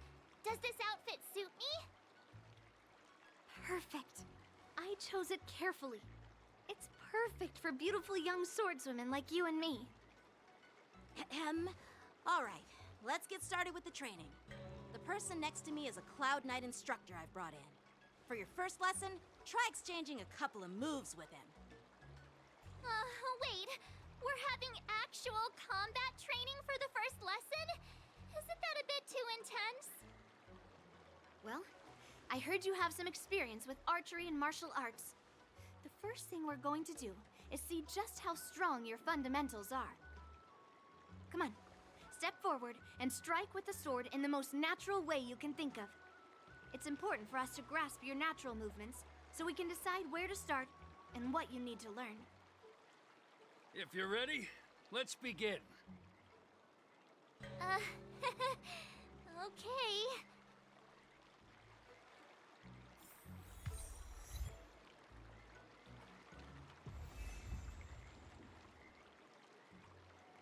Well, I heard you have some experience with archery and martial arts. The first thing we're going to do is see just how strong your fundamentals are. Come on, step forward and strike with the sword in the most natural way you can think of. It's important for us to grasp your natural movements so we can decide where to start and what you need to learn. All right, let's get started with the training. The person next to me is a Cloud Knight instructor I've brought in. For your first lesson, try exchanging a couple of moves with him. Are you ready? Yeah, I'm ready. But please go easy on me. Then I apologize in advance, Miss March.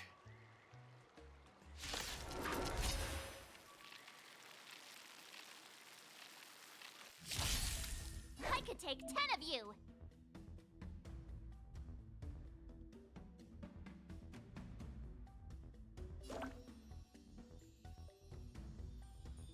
Please have some tea. Pay close attention, Miss March. Luofu's swordplay is all about being swift and agile in your movements. Strike apart! Right on time. Ignore him. Strength is everything.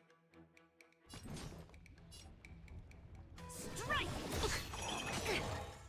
Yes, you! Like this? Well done! Practice is over. Swords descend!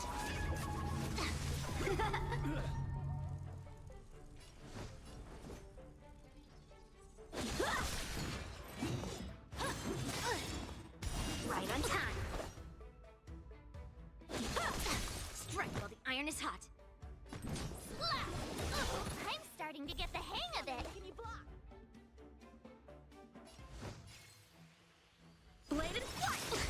make good practice.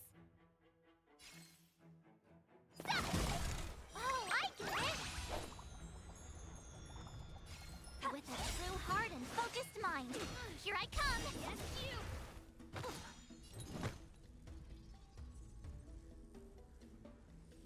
Time to show you what I can really do!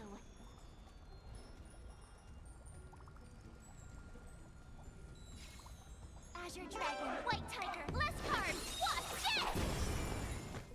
What are you mumbling about? Isn't this, sword technique? Shouldn't I be saying something cool? Strike! A one-time enemy! Melt! Be to shine! Nice job! Severing mountains! What are you made of? Time for swordplay! Practice is over! Swords descend!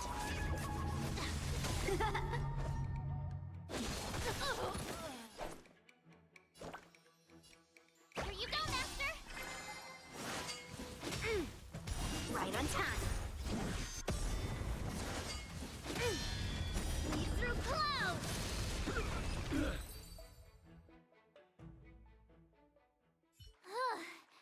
I didn't expect the first lesson to be so intense. Miss March has quick hands and a flexible body. She's a perfect fit for practicing Lawfu swordplay. However, she lacks strength, and her strikes were a bit unfocused. But don't worry, that's totally normal for beginners. Once she starts practicing Juming swordplay, she'll make heaps of progress. Given the situation, I believe Miss March should start by working on her strength. Seriously, do you actually know anything about swordplay, or what? I could ask you the same thing! Dual swords require agility, so what's more important than footwork? Instead of focusing on her strengths, we should address her weaknesses. The drawback of wielding two swords is not generating enough force. What good is being quick on your feet if you don't have strength? It's not like we're dancing here. Skilled sword masters know how to play to their strengths and work on their weaknesses. Start with what you're good at, then tackle your weaknesses. That's the right way to learn. You're quite the theorist, huh? Theorist? You claim to be able to talk to swords. So what does that make you? A lunatic? Hey, it's only my first lesson, and you're already arguing. Come on, calm down, Masters. I'll have to improve both my footwork and strength anyway, so it doesn't matter which one comes first. But it does matter! Just listen to me, March 7th! Aww.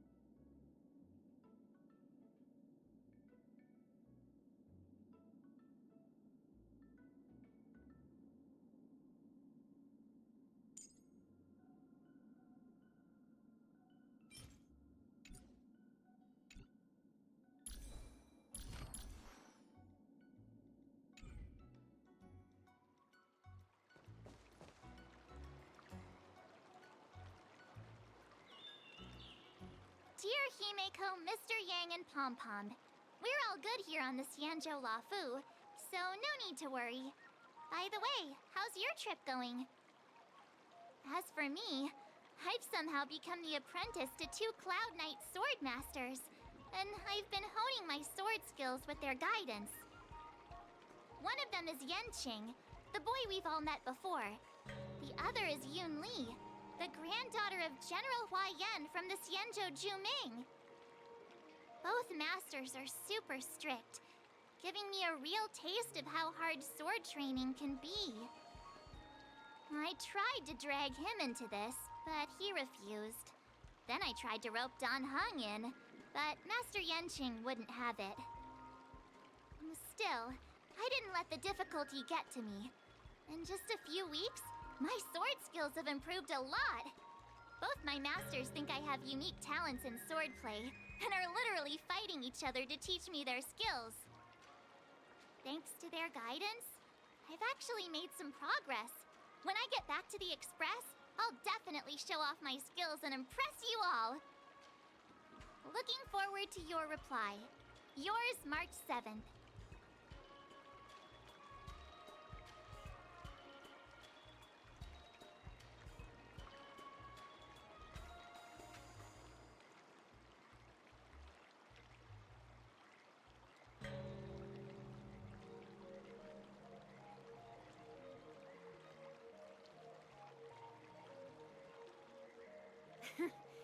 Well done. Let's call it a day.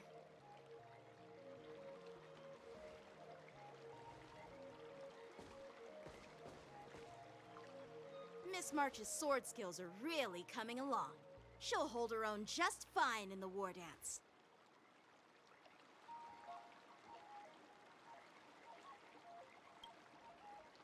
Just you wait and see. I'll show off my skills in the ring and win a match. I'll make both of you proud. Can you believe it? March 7th has actually become a pretty decent swordmaster in such a short time. Now I understand why Grandpa always had a grin on his face while training me. Are you sure he wasn't laughing at you?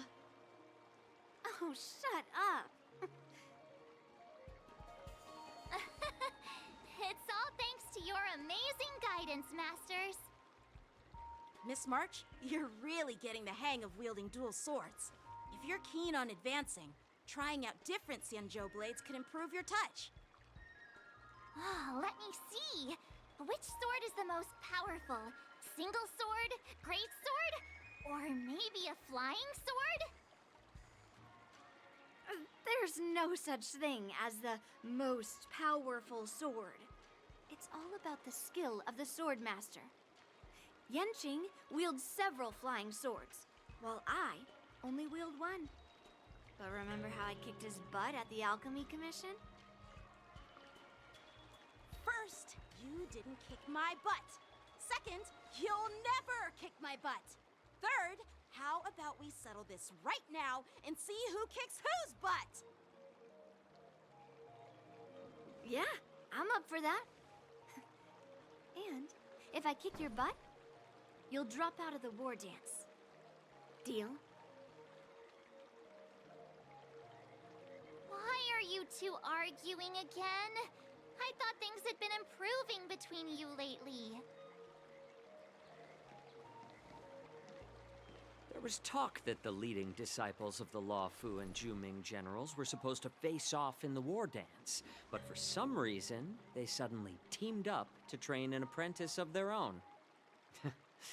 Turns out, the rumors are true.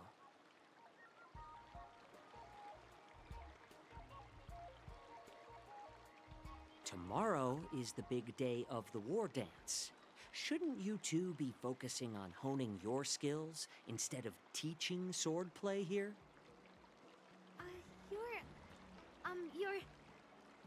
Oh, that's right! You're the pink-haired box from the Yaoqing!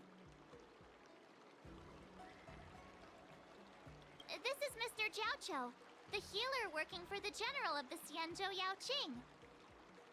Ah, got it. So, you're the participant attending the war dance on behalf of the Yaoqing, and you were trying to sneak a peek at our training? Sorry for the misunderstanding. I don't know anything about martial arts. I'm just here on the General's orders to take care of some official business. I didn't mean to interrupt your training. I'll be on my way. If you know nothing about martial arts, why were you smirking earlier? Well, my curiosity got the better of me, I suppose. When I heard Miss March's pondering about what to learn, I couldn't help but wander over. From my professional experience, cleavers, slicers, chopping knives, and carving knives are all just tools. Kind of like frying, sautéing, boiling, and deep frying in cooking. They're just ways for people to show off their skills. How you use them really depends on the ingredients you're working with. It's like your sword teaching methods. If you align your ingredient, in other words, your apprentice's natural tendencies, with the right cooking method, by which I mean the teaching method that best suits her, she'll make double the progress in half the time. For example, golden eggplant tastes best when fried, cloud peppers when stir-fried, and yellow boulder beef when simmered. It's all about discovering the nature of the ingredients. Apprentice. All this talk about food is making me hungry. Aren't you a healer? Why are you talking about food? Well, it's just a metaphor. The medicinal school I follow on the Xianzhou Yaoqing is called the Ranja School, that specializes in food therapy. So it's only natural that I know a thing or two about cooking. So, you're the General's cook? I'm a healer. But anyway, a cook who isn't interested in health doesn't make for a good advisor. Fine. Call me a cook if you want. Seeing the way you're looking at me, it's obvious you think I'm just some feeble academic who likes to blabber on about martial arts. But, in reality, I know a thing or two about killing. After all, the art of healing inherently encompasses both life and death.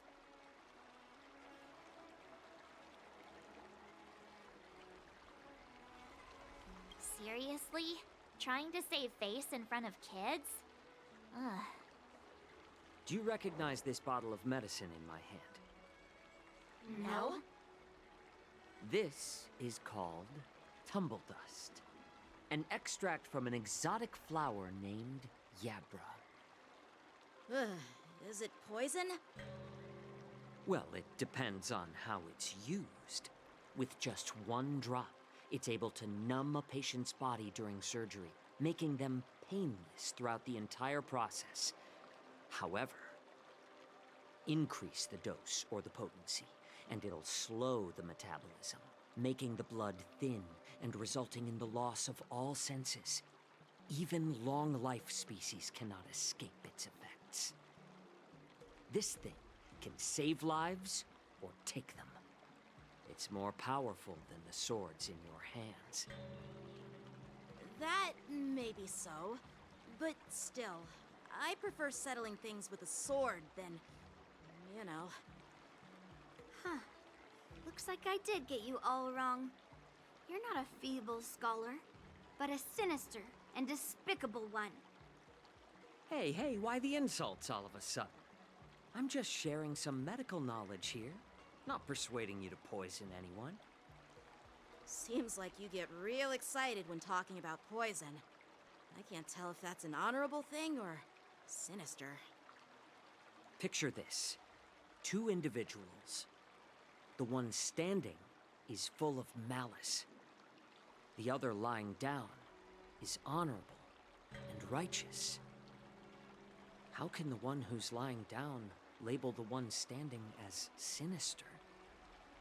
In the throes of combat, where life and death hinge on a singular moment, every idea fades into nothingness. The only thing that matters is staying alive. Surviving the battlefield reshapes all notions of worth, be it integrity or treachery.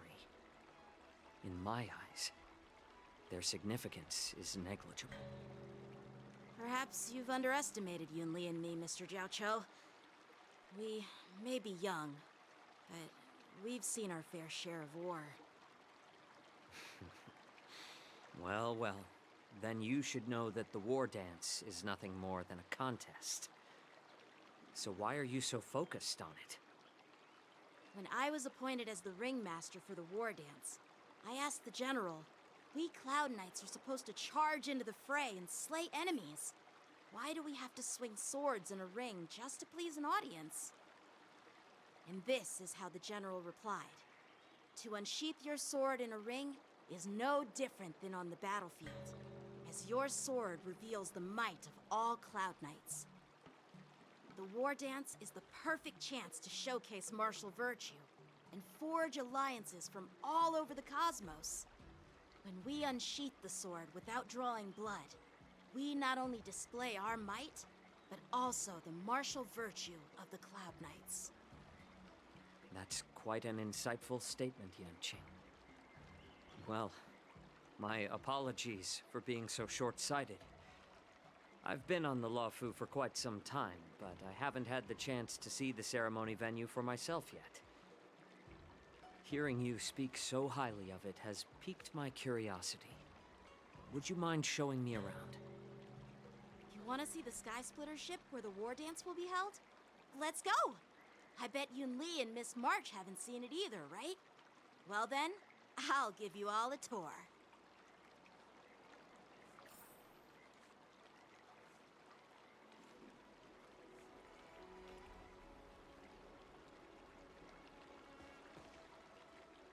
Surviving the battlefield reshapes all notions of worth, be it integrity or treachery. In my eyes, their significance is negligible.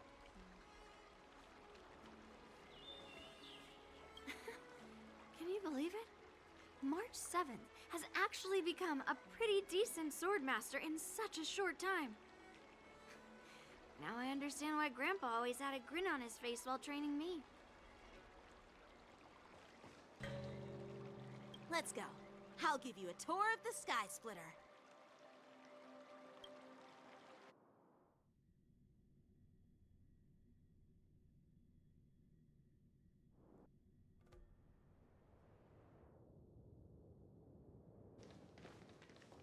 Looks like a lot of other visitors have also come to catch a glimpse of the Sky Splitter.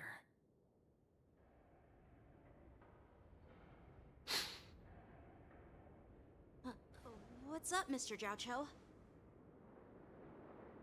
No, it's nothing.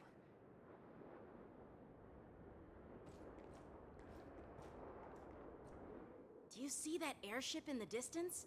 That's the Sky Splitter, the venue for the war dance ceremony.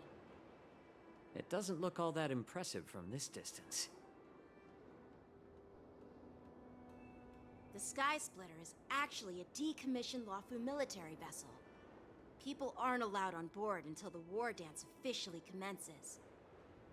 Tomorrow, when the bell rings and the ceremonial cannons roar, I'll be there representing the Cloud Knights of the Xianzhou Luofu, standing in the ring, ready to take on challengers from all over the cosmos. Since I was a kid, I've been training in swordplay and the art of war under the general. Every day, I'd swing my sword 10,000 times, and then thrust it 10,000 times, repeating the process over and over.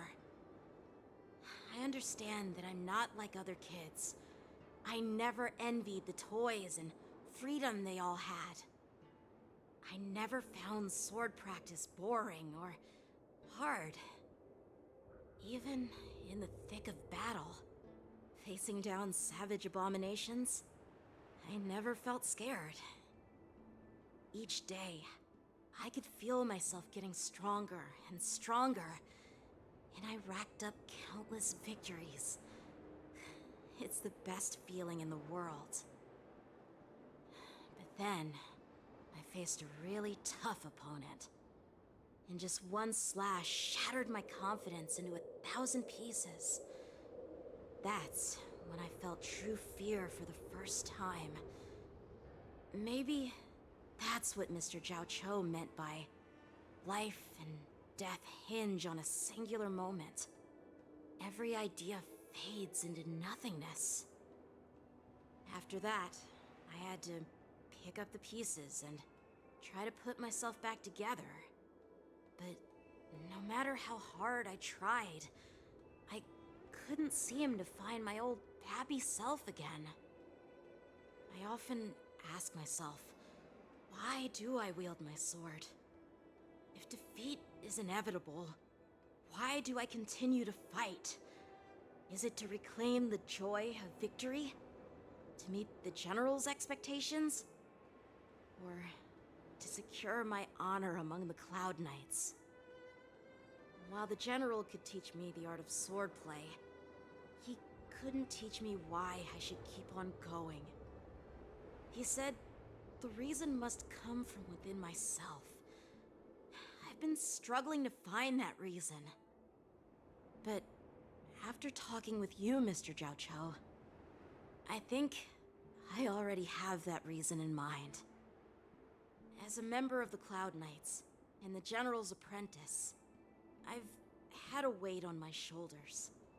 And I know there's still more to shoulder. But when I wield my sword, it feels like I'm letting go of everything.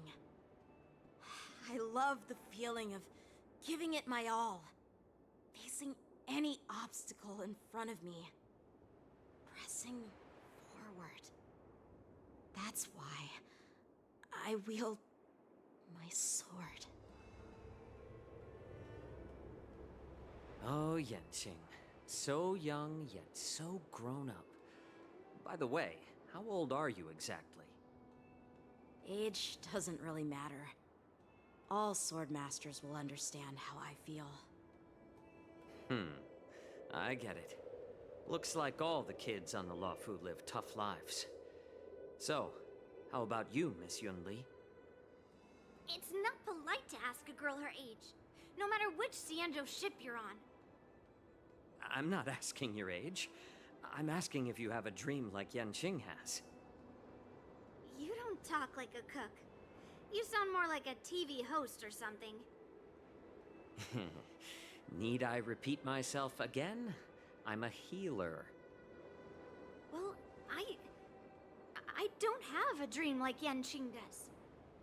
The only reason I'm participating in the Ringmaster's Challenge is because I made a promise to my grandfather that I'd win the precious sword he's contributed to the war dance. Sounds like that mind of yours is just filled with swords. I bet you've got nothing better on your mind. My father was a craftsman on the Xianzhou Juming. Because of his foolishness, many innocent people fell victim to the cursed swords he forged. Since I was a kid, it's been clear to me that not everyone deserves to have a weapon in their hands. Giving them a sword is no different than being cruel to the innocent. So, whenever I come across someone unworthy of a sword, I can't help but want to take it away from them. Given that Yanqing is the war dance ringmaster, I'm stepping up to challenge him. To ensure the precious sword doesn't fall into the hands of an unworthy master. Hey, what do you mean by an unworthy master? I see. It's not easy for kids on the Juming either. Well, it's better to have a reason for wielding a sword than to be lost and confused. I've saved countless Cloud Knights in my life, and there are plenty of exceptional warriors, just like the two of you. What happened, Mr. Zhao Cho?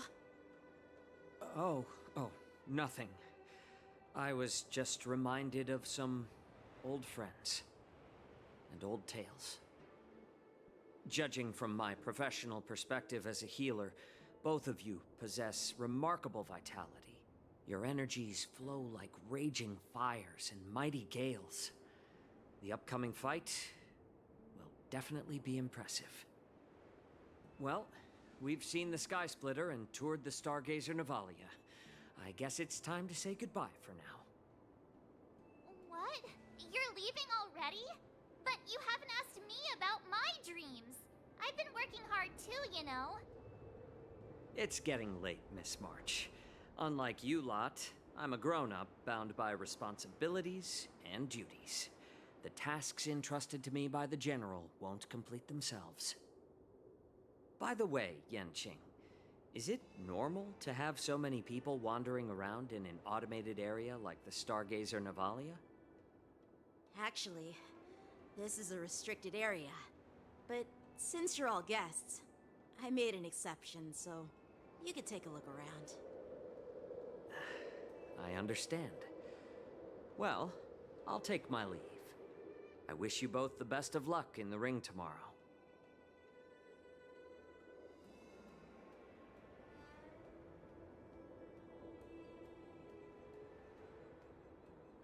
Seriously? I just spent so much time thinking about my dream, but he didn't even ask me. Now that we're done with our tour of the Sky Splitter, shall we continue with our training? Why don't we take a day off? What? You want to secretly practice swordplay by yourself? Dream on. You know cramming before a fight never works out. For some reason, seeing the Sky Splitter has boosted my confidence. So, I've decided to conserve my strength for tomorrow. All right. I'll take you out of the Stargazer Navalia.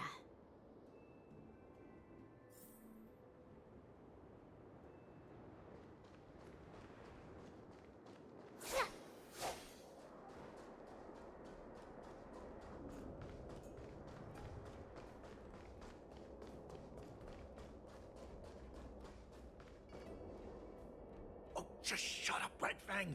This is not a beast ship. I need some time to take care of things. You willingly donned the skin of a lowly beast to join this mission, dedicating yourself to our glorious cause.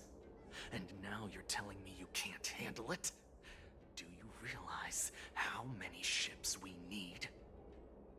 I'm doing my best, all right? It takes time to figure all this out. When the guns go off tomorrow, all eyes will be on it. That'll be our only chance. How's that? Who's there?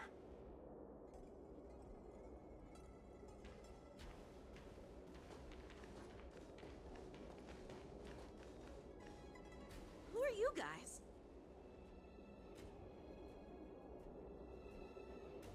An impromptu inspection. Why are there outsiders loitering in Stargazer Navalia? And a bunch of kids at that. Hey, kids, didn't your parents ever tell you to stay away from the Stargazer Navalia? I know it's an automated facility, but it doesn't mean you can just break in and do what you want.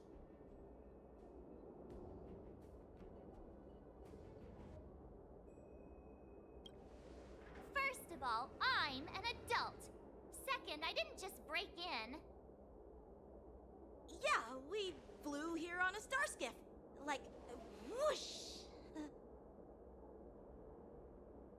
Well, I'm not trying to tell you off, but this place is off limits to the public, you know? Big sis, let's go. I want to play in Everhunt Plains.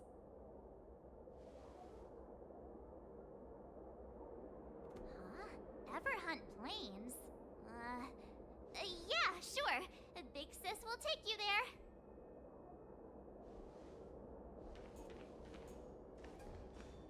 Shuha! You should have let me. Shh, the overhaul is done, and everything looks good. We should leave.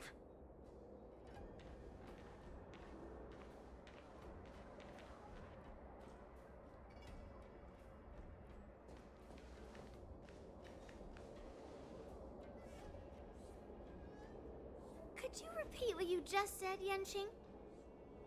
What did I say? Big sis, let's go. I want to play in Everon Plains. Come on. Can't you read the room? Something is definitely off about the 3 people we just met. Yeah, anyone could see that. I just wanted to hear you say it again. That pink-haired fox tried to say something. I'm pretty sure he sensed something fishy. Since he's not familiar with this place, he just dropped us a hint. But you didn't seem to be paying attention at all. I knew that from the beginning.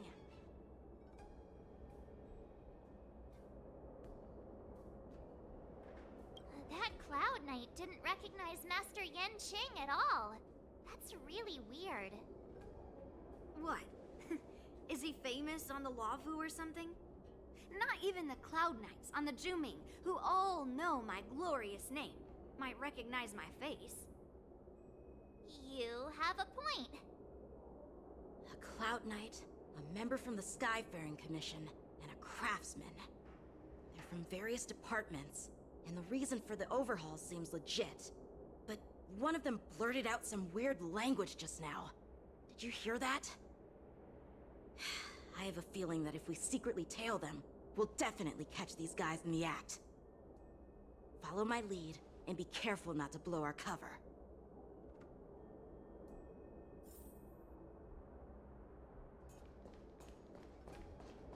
Never mind who they are. Let's just film them.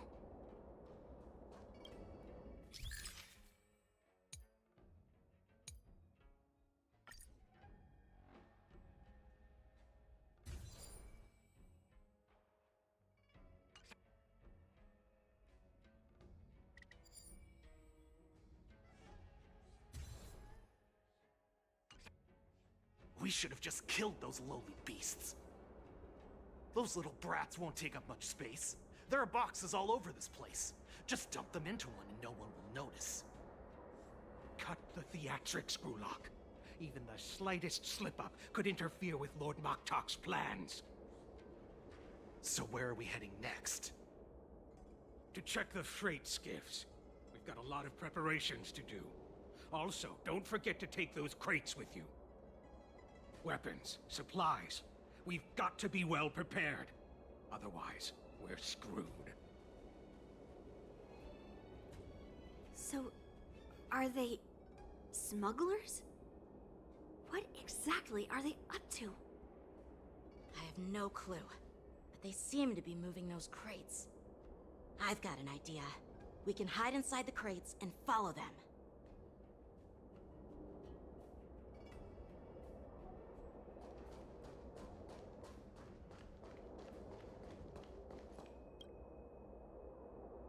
Ugh, so cramped in here. I can hardly breathe. Just hang in there.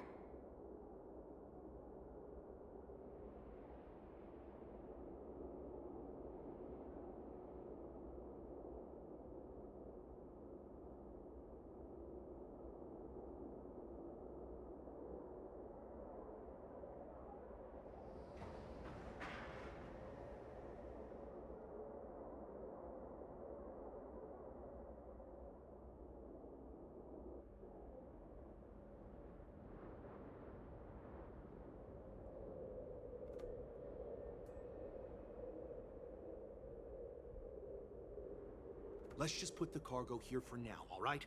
Then we'll move on to inspect the ships.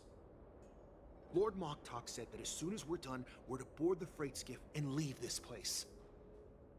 Don't worry, I've changed the shipping schedule. You two, come with me. Is it just me? I keep smelling that stench of lowly beasts everywhere we go. Don't be so paranoid.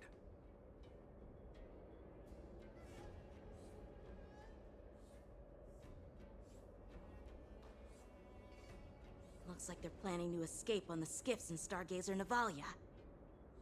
They keep talking about their plans, but where do they come from? And what do they want to do on the Xianzhou? They're definitely up to something bad. Wait, they disappeared. Let's catch up to them.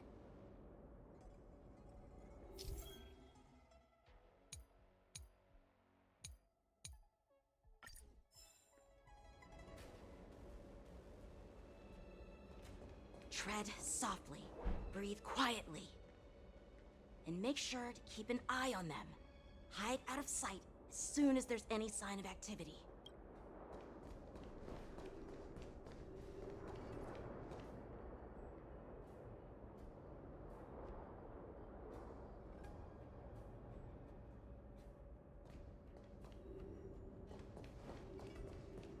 Watch out! They're on high alert!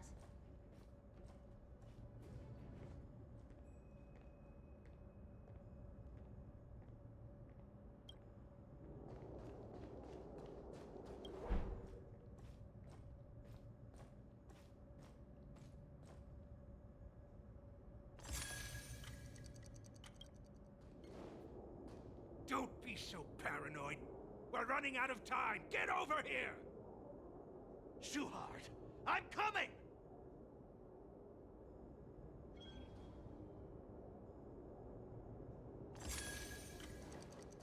They're leaving. We should catch up to them. Quickly! Watch out! They're on high alert! I knew something was off. There's always this stench of lowly beasts in the air.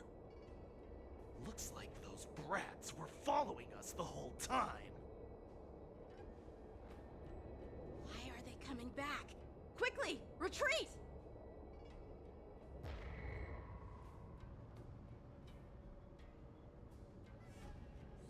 Don't be so paranoid. We're running out of time. Get over here! Shuhard, I'm coming!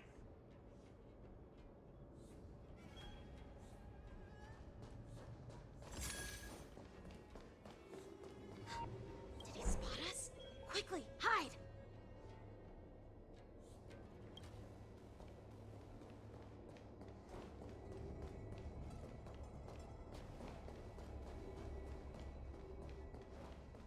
Watch out! They're on high alert!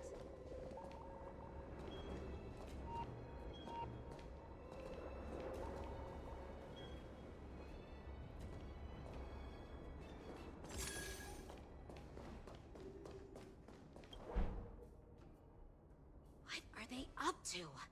They're all wearing official uniforms, but I'm pretty sure they're not members of the Skyfaring Commission, the Artisanship Commission, or the Cloud Knights. This is way too suspicious. Never mind who they are. Let's just film them. That way, if they do anything bad, we'll have solid evidence against them.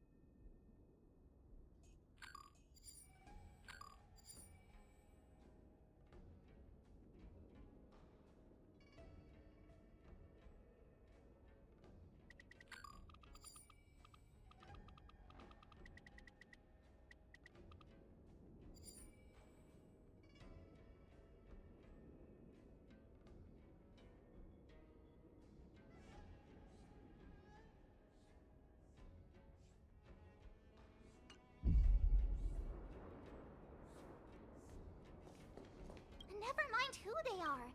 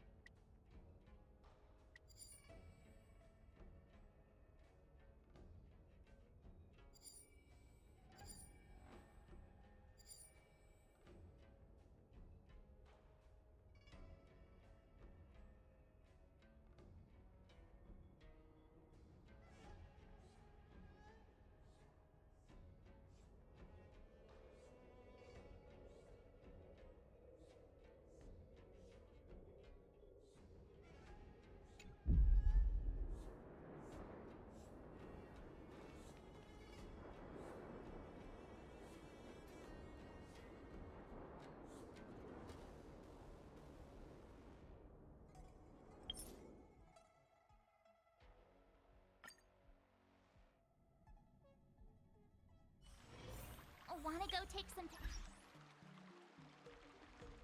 delight.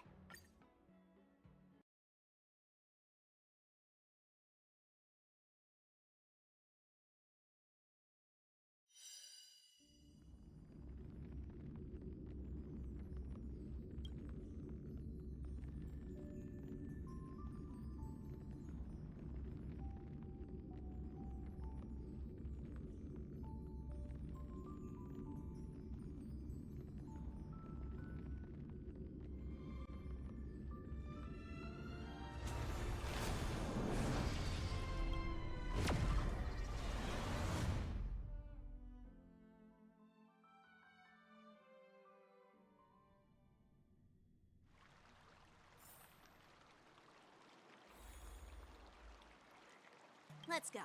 I'll give you a tour of the skies.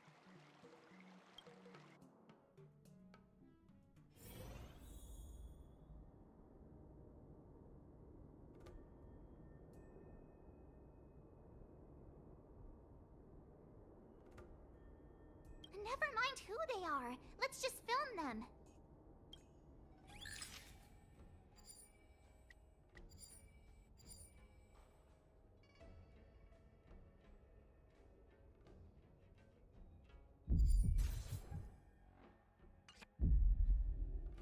Look at this.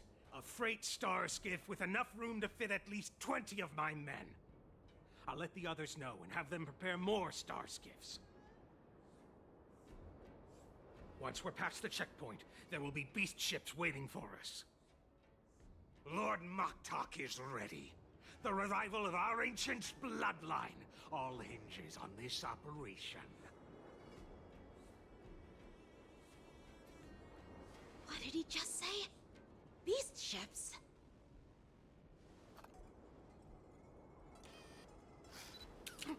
Who's there? It's those brats! I told you to get rid of them, but you didn't listen, you idiot! Wipe them all out!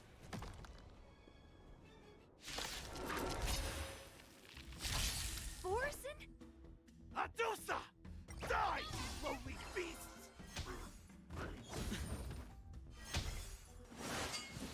Not very sportsmanlike. I underestimated you. The dead return! Retribution Watch your will head. find you. Ill fate descends.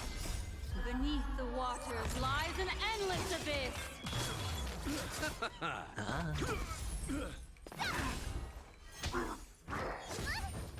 Ill tidings manifest. It's on me.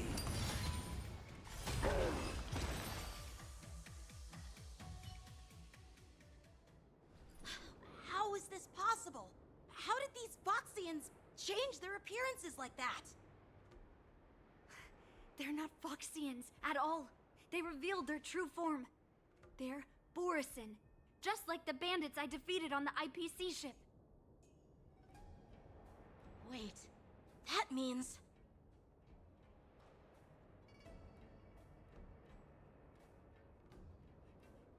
Well, how did the Borison manage to infiltrate the Cienjo? It's not just a simple disguise of wearing our clothing and shaving their whiskers. They're somehow able to alter their appearance to be indistinguishable from Foxians. They even have official IDs for the Skyfaring Commission, the Artisanship Commission, and even the Cloud Knights? Let me check this fake Cloud Knight's tag. Maybe it'll give us some clues. Lujun, an officer of the Patrol Defense Squad? Wait! What's the matter? I encountered a patrol officer named Lujun before. It was a few weeks ago, when we were transporting the Borison prisoners. If they can forge official identities and move around the Cienjo without raising suspicion... Oh no, this is bad. Even worse. If you find one cockroach on the Express, it usually means... There are more Borison hiding on the Cienjo. I bet their plan is much bigger than just stealing information. We've got to report this to the Seat of Divine Foresight.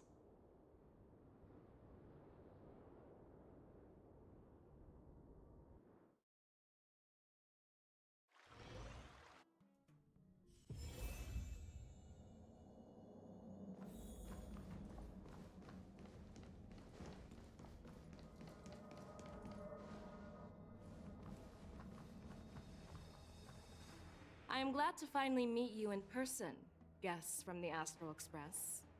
I'm Fei Xiao, the General of the Xianzhou Yao Cheng. Let me introduce our guest to you. The one dressed in green.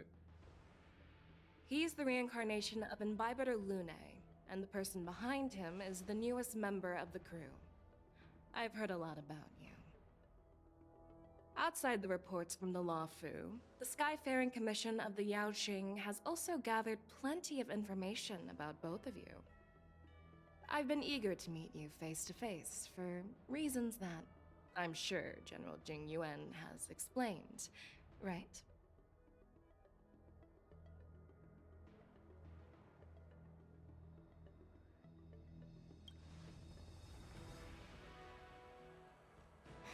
That's right. But don't worry, this isn't a trial. I just want to have a chat with you and get a better understanding of the facts. According to General Jing Yuan's report, the Ruin Legion is to blame for the Ambrosial Arbor crisis, and all Arbiter Generals should pay attention to the Ruin Author's movements. Over the years, the Destruction's minions have wreaked havoc on countless worlds, and the Alliance has been keeping an eye on them. But no one expected them to join hands with the remnants of the Abundance. The damage caused by the Ambrosial Arbor crisis was far less severe than expected, which is good news for us. However, it was quite different from the Ruin Legion's usual style of destroying life wherever they go. While I trust the bravery of the Divine Foresight and the Nameless, I'm curious about some details missing from the report. I'd like to take this chance to have an exchange with both of you.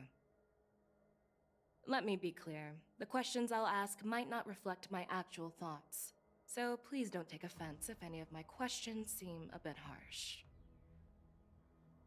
Please go ahead, General. But keep in mind, we can only answer based on what we know. And perhaps you already have the answers to your questions in your heart. You have a clever tongue. I like it. Merlin's law is quite articulate. Right now, her intentions are unknown. Jing Yuan wants me to be honest. Maybe I'll just stick to the facts we know. Let's cut to the chase. Before the crisis struck, the Astral Express was guided here by a Stellaron hunter, a wanted felon, in an attempt to resolve the Stellaron crisis. However, everyone in the cosmos knows of the Stellaron hunter's reputation. So, why did you place so much trust in them? Could it be that some of you have a connection with them?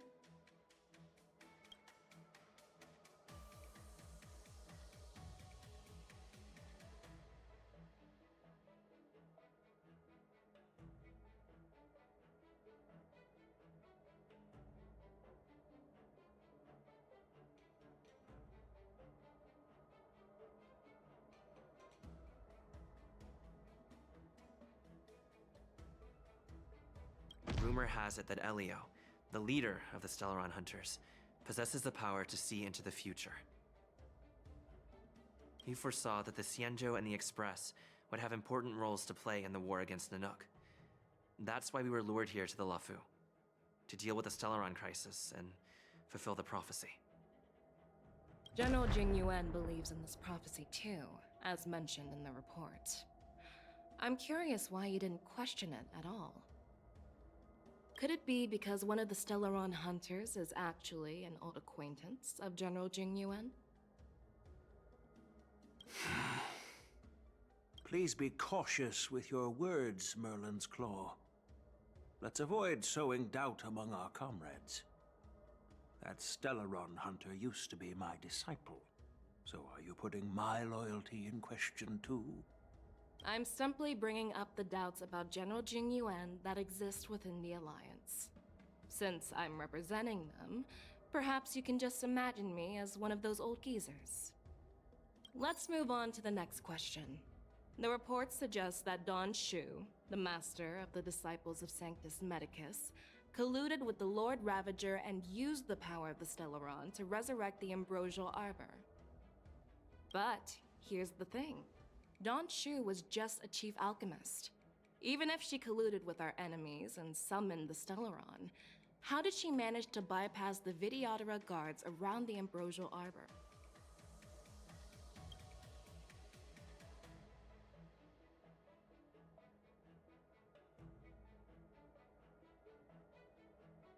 I personally met Don Shu once. Her closest friend was killed during the war on the Fanghu, and she harbored deep hatred towards the hunt. So she spent years making preparations in the Alchemy Commission, in order to take revenge on the Xianzhou. Revenge is also a form of the hunt.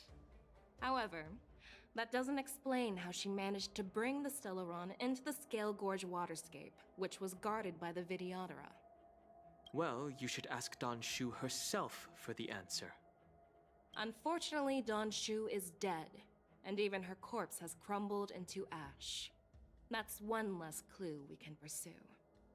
According to the report, Lord Ravager Fantilia is the mastermind behind the entire conspiracy. She disguised herself as an ambassador of the Skyfaring Commission and traveled with you, only to vanish without a trace later on.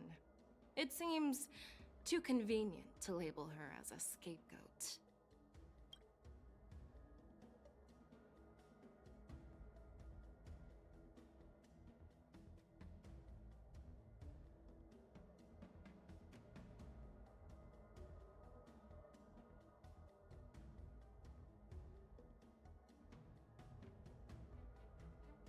We were working with Diviner Fu, and she also witnessed Fantilia's true form.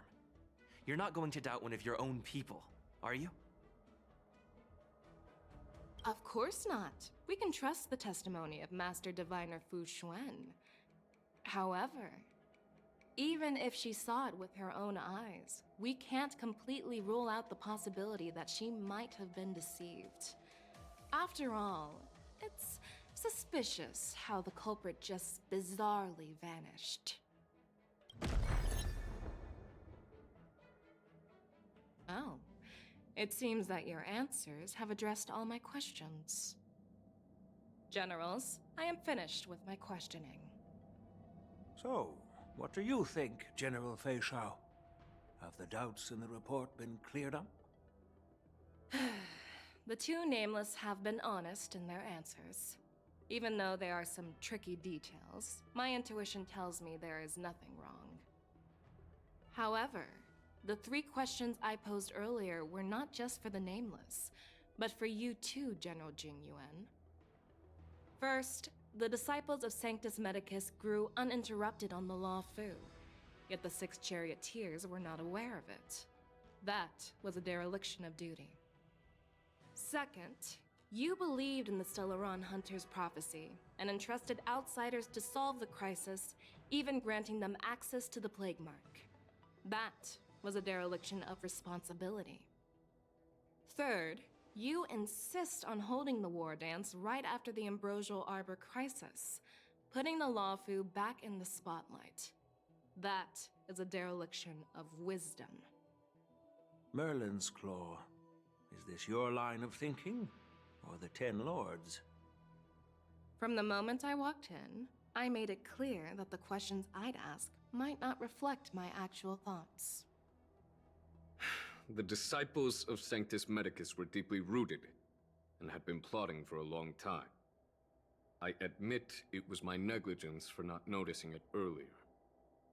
As for the Stellaron Hunter's prophecy, I didn't believe all of it, but in the end, the Law Fu did survive the Ambrosial Arbor crisis. So, I think it's safe to say that Elio's prophecy about the future holds some merit. And as for the war dance, do you think I'm unaware of the risks? However, risks can also be opportunities. The Law Fu has lain low for too long. I believe it's time to stir up the dregs hidden in the depths and wash them away once and for all. Just as I expected from our sophisticated divine foresight. You have a way with words. I like it. But, unfortunately, ever since the report was submitted, the Alliance has been filled with rumors and speculation. Even within the Law Fu, there are people accusing you of neglecting your duties, resulting in the Ambrosial Arbor's resurrection.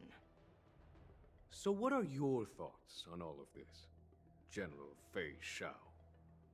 As a fellow Arbiter General, I fully understand the difficulties of this position. Personally, I think all these rumors are meaningless drivel. Across the sea of stars, the Divine Foresight knows better than anyone else what happened on the Law Fu and the meaning behind it. Just as what happened on the Xianzhou Yaoqing recently. You mean the Xianzhou Yaoqing is also... The scouts of the Verdant Knights have sent back reports that Borisin are making trouble again. The Borisin packs that were once divided and scattered have started swallowing each other up, forming larger and larger packs. Moreover, there's an entity named Mongus behind it all. An entity? According to the report, this entity isn't actually a Borisin. It's a woman claiming to be the messenger of the Master of Immortality. She's described as having 12 faces and 12 pairs of fangs, as cruel as poison and as elusive as quicksand. The Borisin believe she'll give them a chance to rise again. That's Ventilia. That's right. You're lucky that I'm the one who came this time. If it were the Patina Justice or the Seer Strategist, this conversation might not be so friendly. I've always had faith in my instincts, so I don't doubt your good intentions. But the Alliance has its fair share of questions and doubts about the Law Fu. So, my plan is to come up with an acceptable answer to satisfy the Alliance. What's in this plan, General Fei Shao? General Jing Yuan, you already know what has to be done. But since you don't want to be the bad guy, I'll take care of it for you. You need the final word from the Ten Lords Commission to quell any doubts. And for that, I'll have to ask the two Nameless to visit the Shackling Prison. No, I'm not imprisoning you. While you're there, I'll ask a judge in the Ten Lords Commission's Interrogation Division to record a detailed testimony with the karmic mirror from both of you. We'll fill in the gaps that weren't covered in the report, and silence any protests within the Alliance. I'm okay with that. Your willingness to help is truly heartwarming, youngsters. Then, as the Merlin's Claw requests... Oh, there's one more thing. This testimony is for silencing the voices of opposition within the Alliance, but I would like to urge General Jing Yuan to listen to the pleas of the Foxians on the Xianzhou Yaoqing. So, you are here for Hule. Exactly. Hule is locked up in the Law Fu's Shackling Prison. Since he is the Broodlord of the Borisin, I want to transfer him onto the Xianzhou Yaoqing and imprison him there. The recent movements of the Borisin suggest they're planning something big, so we must act preemptively. It makes sense to have the Foxians keep an eye on their arch-nemesis. Since you trust my judgment, I'll repay that trust. What do you think about all this, General Huayan? I was worried this would turn into a heated argument, but it seems like both of you are on the same page, solving each other's problems. I couldn't have asked for a better outcome. And as for Hule, I'll send my lieutenants Jiao Cho and Moza to check on his condition in prison and ready him for transport.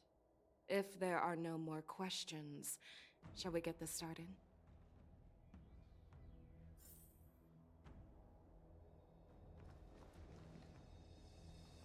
Well, I'm glad we managed to talk this out.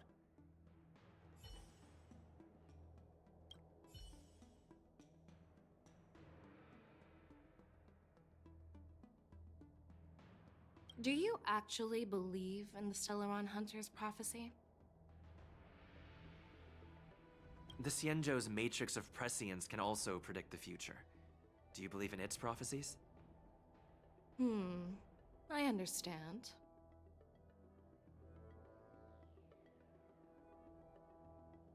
You're definitely a unique individual, just like Hua Yan said.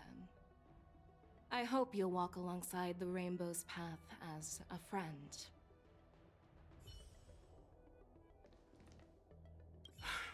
I'm really sorry about all this. But the testimony in the shackling prison won't take up much of your time. I'll call for a messenger to take you to the interrogation division. You just need to give your testimony, and then you can head back. So no need to worry. As you wish, General.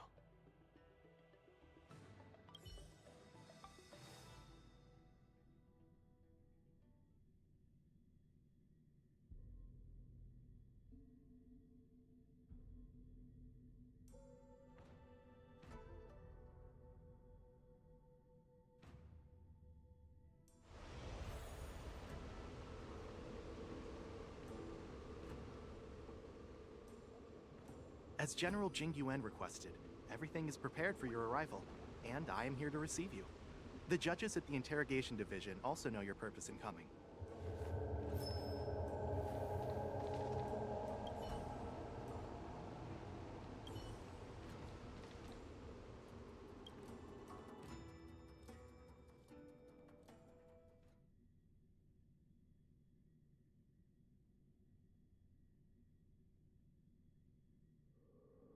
The shackling prison.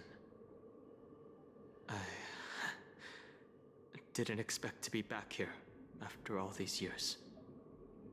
Dan Heng. Don't worry about me. If you're ready, I'll open the gate for you.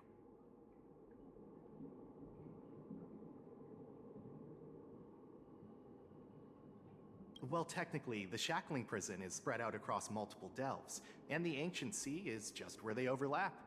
Please, come on in, dear guests.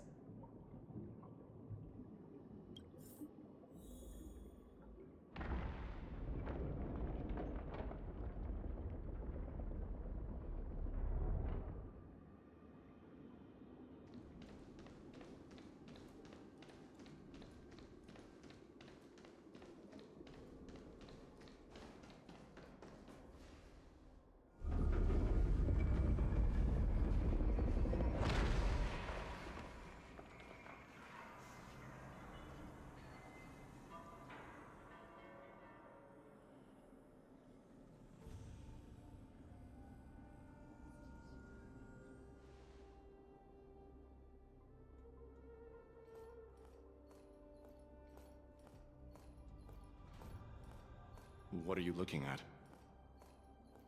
The shackling prison on the Luofu is completely different from the one on the Yaoqing. It's completely underwater. Whether it's in the clouds or underwater, breaking free would still be a piece of cake for me. Still thinking about your old jailbreak tricks, huh? Forget it. You're free now. Just don't do anything stupid, or the judges will throw you back in there and lock you up for a few hundred years. You'll see me again in just a few days. Taking Hule back to the Yaoqing means a lot to the Foxians on the ship, and to the General herself. So stay alert.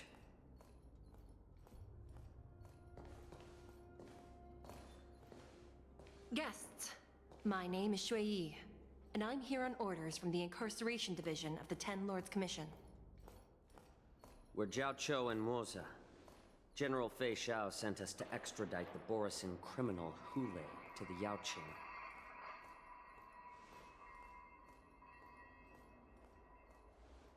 We're here to inspect the conditions of his imprisonment and make preparations for the handover and transportation. I assume you've been briefed, Your Honor. Your visit request has been approved. I'll be your guide for this trip. Prisoner Hule, the warhead and broodlord of the Boris and Abominations of Abundance and the arch-nemesis of the Foxians, is responsible for 2,123 wars of aggression and countless associated crimes. Due to his heinous acts, he has been imprisoned in the depths of the Shackling Prison and subjected to the punishment of the Forest of Swords until the end of time. He shall never be pardoned. No need to repeat his crimes and sentence, Your Honor. He is the greatest enemy of us Foxians. The stories of his atrocities are used to terrify our children. I'm well aware of every crime he's committed. Let's move on to the next step. When it comes to visiting criminals, there are rules in place to ensure your safety. I know you've heard legends about Hule since you were children, but your knowledge about him is likely very limited. Only the judges of the Ten Lords Commission truly know what kind of abomination is locked up at the bottom of the Shackling Prison. It has been centuries since Jing Liu, the former sword champion of the Luofu, captured Hule. And during all those years, we never provided him with any food. Yet he somehow managed to stay alive. It defies all the documented physical characteristics of the Borisin. The Forest of Swords, forged by the Punishment Division, is a device of intense torment, used to execute sinful abominations. Most Borisin die within 3 days in the forest, but Hule is different. Every time the blades pierce him, his body instantly heals. Despite the brutal punishment, he somehow manages to survive. The complex rules are there because of his abnormal characteristics. Do you understand now? I apologize for any offense caused. Please continue, Your Honor. I've given you the instructions regarding Hule's visitation. Please make sure you read them carefully.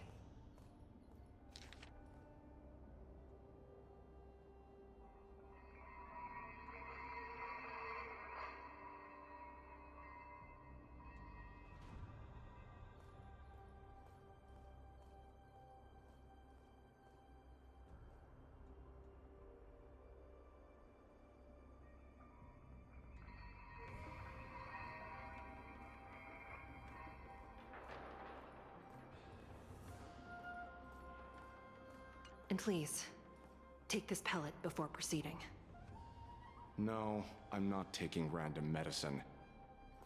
Then you won't be allowed to visit Hule.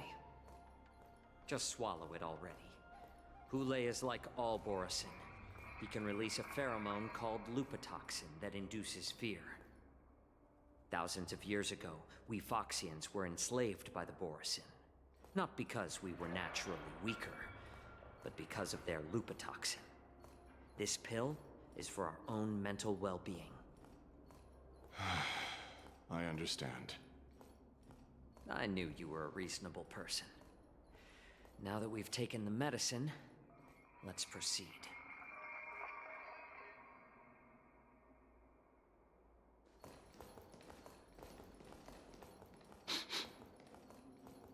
Your Honor. What is it? No. Never mind. Maybe I'm just imagining things. Let's keep moving.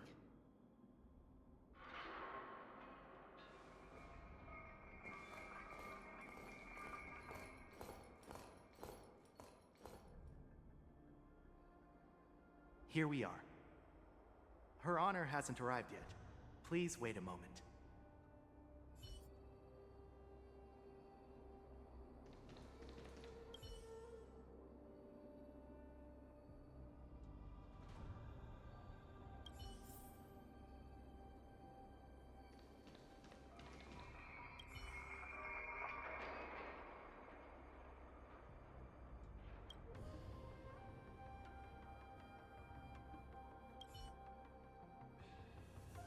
Welcome, dear guests from the Express.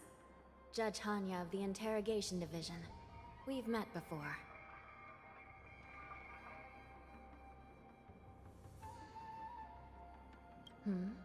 You don't want to see me?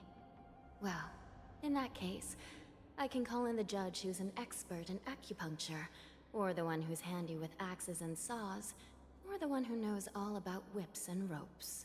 We've got plenty of options here, and we'll find one that suits your taste. Just kidding. We judges work in shifts, and it just happens to be my shift. Maybe we're destined to cross paths. Please allow me to express my gratitude to you again for subduing the demons in the Fixtral Garden. Looks like while March 7th and I were clueless, you already made many friends on the Xianzhou Luofu.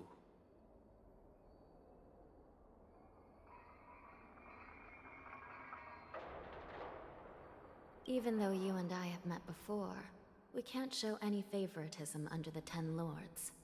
So, please do as I command as we head to Scrivener Hall and beyond. Don't do anything without my permission. This is not a place for ordinary mortals. You and Mr. Danheng, please come with me. Please lead the way, Your Honor. Please let me activate the mechanism before we all move forward. And please, watch your steps.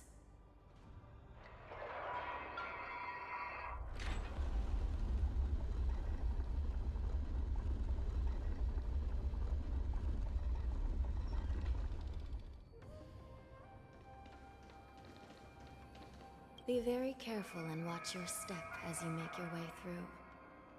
The terrain inside the shackling prison is treacherous. One wrong move, and you could end up plunging into the depths. And if you're really unlucky, you might be frozen solid or burned to a crisp before anyone can help you. But with your skills, I don't think you need to worry about that.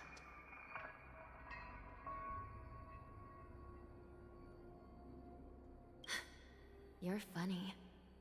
This prison does contain many layers. We even brought in Videodora Icor line craftsmen to introduce the ingenuity of Delve enchantment. What you're seeing now is just one part of the shackling prison. Perhaps. Judging from the appearance, much of the architecture in this prison has a Vidyadoran style. So, perhaps they did have a hand in building this place back then. As for how many floors there are, well, not even us judges know for sure. But there's a legend among us judges that a short-life prisoner once tried to escape, but ended up falling into the depths. And when we found him at the bottom, he was already an old man on the brink of death. Did he spend his whole life falling? Or did some long-life prisoner drain his life essence? We'll never know.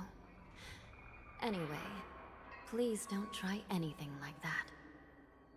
Please, come this way.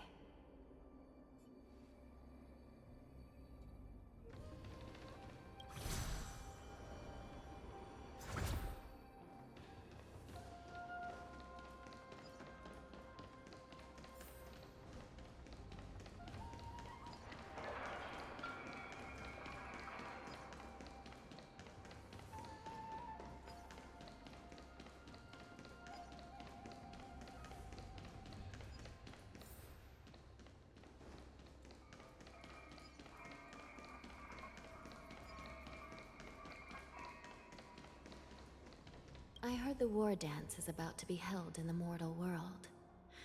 I remember watching a sword duel at the war dance with my sister when we were young. The Cloud Knight, who was the Luofu's ringmaster, was an amazing swordsman, and their sword flashed like lightning. The Outworld Challenger had fiery red hair and a hand made of steel, which roared like thunder. They battled for a long time before a winner could be declared. Time sure flies, Now, both my sister and I are residents of the Netherworld, and we will never again feel the thrill of a competition. Are there a lot of people in Starskiff Haven due to the war dance? Sounds amazing. It's a shame I'm too busy to attend. But even if I could, I'd probably just scare people off with my current appearance. Let's get going then.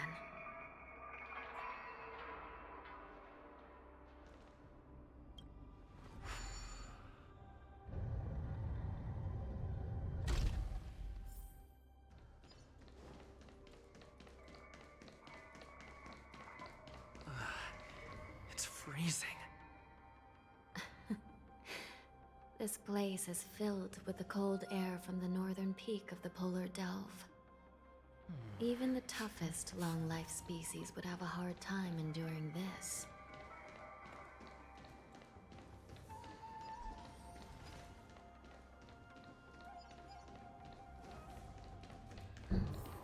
Did you hear something just now? Let me check it out. Ugh, what an eyesore. This place is packed with boxes and crates.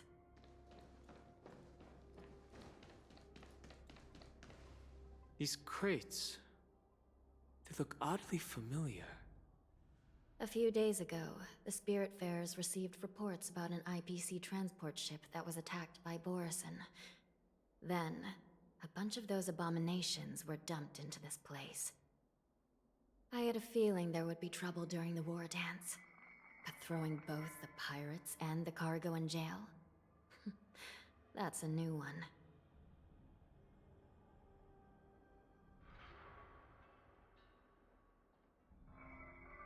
I heard the Intelligentsia Guild crafted something dangerous. We have many records in the Hall of Karma about these wise ones. They love to tinker with forbidden technologies, always trying to push the limits of Ingenia. I caught a glimpse of the mechs in those crates, and they bear a striking resemblance to Borison. I wonder what they're planning this time. Well, business first. Let's keep moving.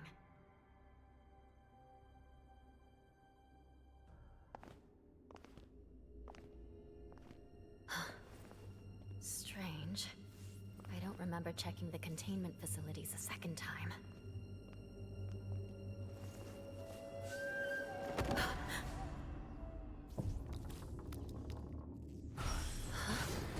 Watch out!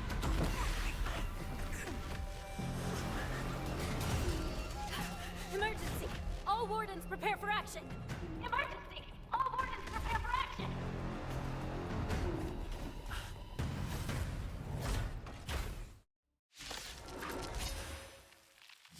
What's happening here? Why are these things moving on their own? Something is wrong. The guards aren't responding.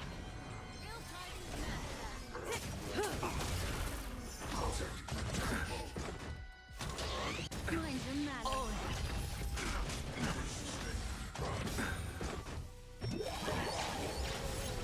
This thing is going wild, just like a Borison. Looks like we're on our own for this one. Beneath the waters lies an endless abyss! Relax.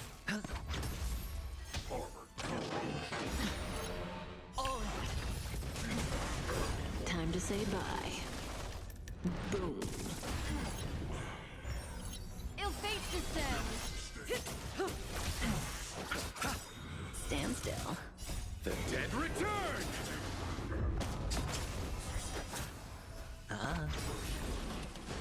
Bust. Or maybe I'll take it all.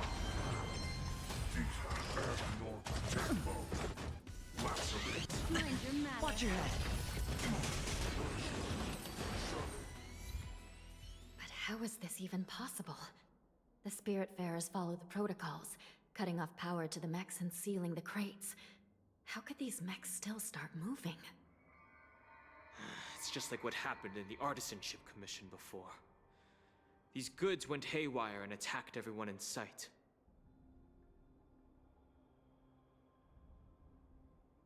The Alchemy Commission members examined them and found some unusual structures within. These things showing up in the shackling prison can only mean one thing. A prison break. And whoever delivered these goods clearly wanted them to go through the Xianzhou's strict inspection process to show the Skyfaring Commission and Cloud Knights how dangerous they were.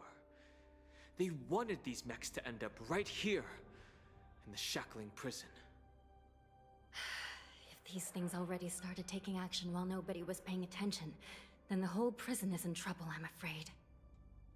And to make things worse, another group of visitors just entered the depths of the shackling prison, the messengers from the Xianzhou Yaoqing. And the prisoner they came to visit might be the target whom these wolf-shaped mechs were delivered here for. If that vicious beast manages to break free, it will be a catastrophe for the Xianzhou Luofu.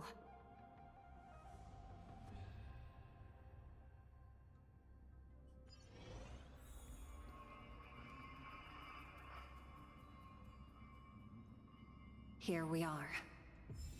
Have we arrived already, Your Honor? Shouldn't there be a cage here? The most notorious felons are locked away in the solitary delves, deep down in the prison. Those delves can't be opened without proper authorization. The blue bird paves the path, and the Stygian lanterns illuminate it. Help me light up these lanterns, and the way to the bottom of the shackling prison will reveal itself. I've given you the diagrams for lighting the lanterns. Please take a look.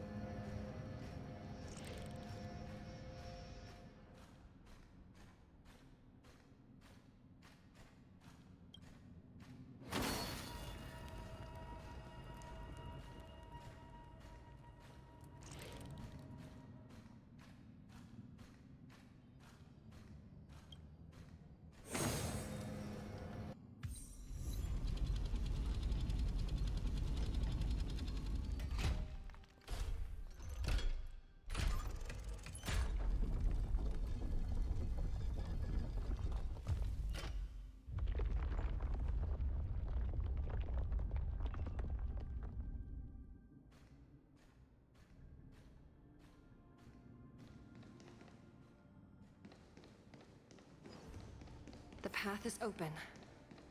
Once we descend to the bottom of the prison, please do not do anything reckless.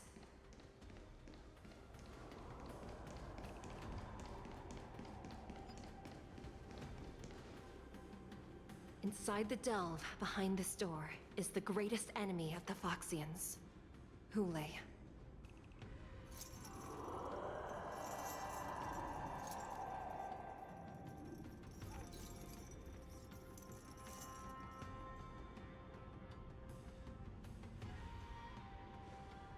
According to custom, envoys from the Yaoqing visit the Xianzhou Luofu once every century to check on this abomination's imprisonment and condition. Even though the Ten Lords Commission sentenced Hule to the Forest of Swords, suffering every day for the rest of his life, I understand that the Yaoqing messengers want to see him dead. Unfortunately, for the past 7 centuries, they've had to return disappointed. Because this beast simply can't be killed. If we can use his toxin to create medicine and save an innocent life, it might help balance out some of the sins he's committed.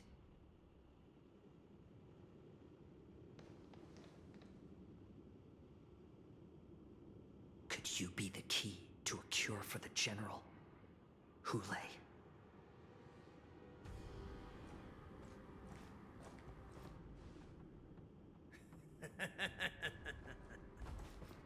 And once again, the envoys of the Yaoqing will leave disappointed. However, I won't say the same for me and my brothers. Who's there? I'm just a humble counselor of the Rhino Hound Pack. You can call me Mock Talk. Wardens, intruders on the lowest level. Send reinforcements. Nobody will hear you here, at the bottom of the shackling prison. Thank you for opening up the prison for us, Your Honor. We'll take it from here. No wonder I kept smelling that familiar stench. So it wasn't just my imagination. Do your thing, Mosa. We mustn't let these abominations get any closer! Detestable things. There are too many of them. Once we were inside the shack, I underestimated you. we found soldiers available everywhere.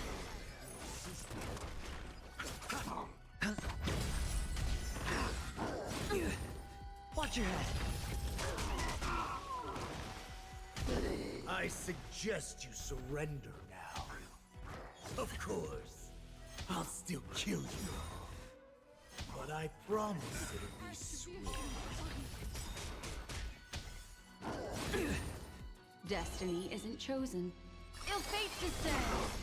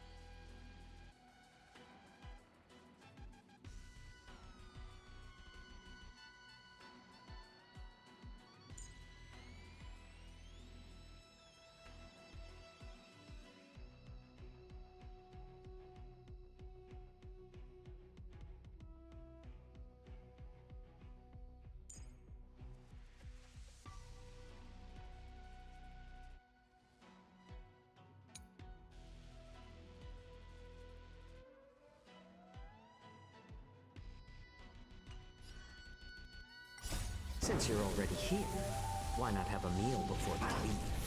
Bust? Or maybe I'll take it off! Watch your head! Beneath the waters lies an endless abyss! A little more heat. How presumptuous! Die now! Leave if you can, Mosa. It's not time yet.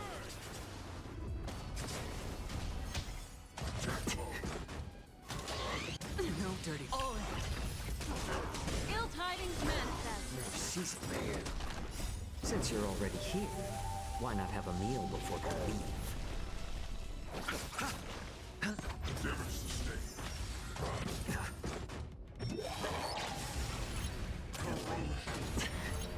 Watch your head.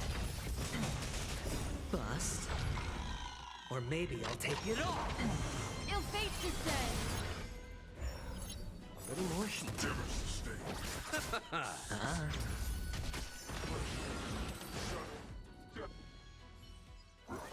Guard the gate! They can't be allowed in!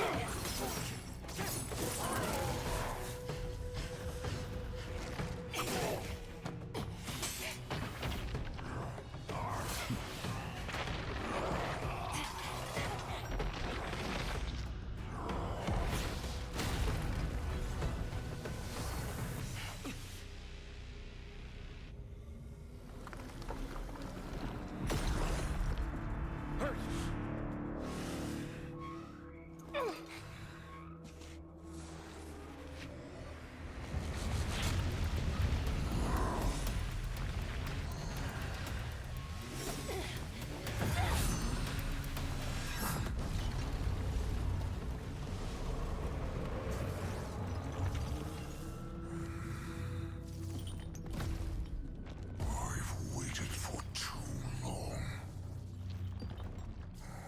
My first meal after regaining my freedom is the flesh and blood of my fellow kindred. A sad scene indeed. It's been a long time, boy. Welcome back.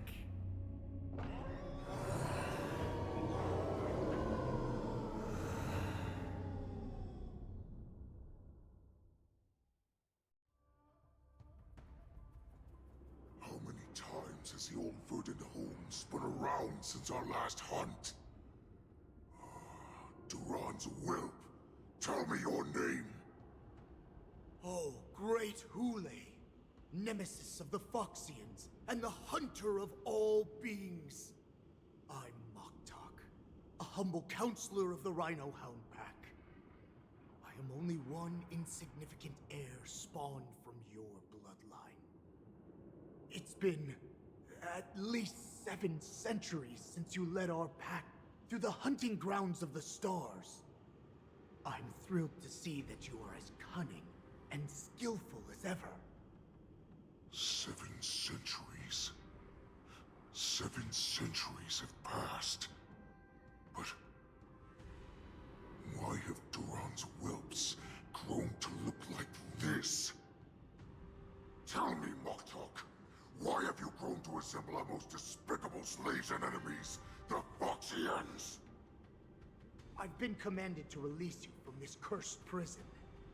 It is Senjaya's will. That's why I had to take a magic pill, don the skin of a lowly beast, and play along with their hypocrisy. Since you have an escape plan, tell me, what's our next move to get off of this ridiculously large ship? My brothers and I will lock down this prison, trapping the prison guards inside. This will buy us some time. The rest of my crew, who are undercover like me, will secure the vessels for our escape. According to the plan, we only have a tight 2-hour window to get out of here. Originally, I intended to carry out the plan tomorrow, but they're planning to transfer you to the Xianzhou Yaoqing now. So I seized this opportunity to set you free. What a reckless plan, you idiot!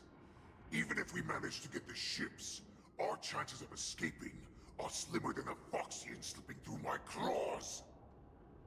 But we have no other choice. The angel serving under the Master of Immortality sent me with a message.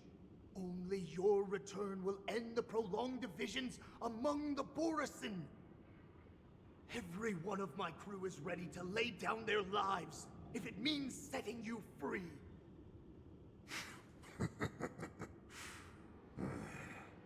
A sneaky weakling like you is actually showing some reckless bravery with this plan. Fine. You'll get what you want. And all of Duran's whelps will too. Well then, my lord. We should leave now. Before we go, give me one of those magic pills. My lord, you seriously want to don the skin of a lowly beast? That would be a disgrace to your greatness, my lord. You idiot. Greatness means nothing without freedom. Once I get out, I'll need a disguise that won't raise any suspicion. As you wish, my lord. Is that Foxian slave my meal? No, he's an envoy from the Xianzhou Yaoqing. I plead you to endure him a bit, my lord, as he's more valuable as a hostage. Take him, guys. Time to move out.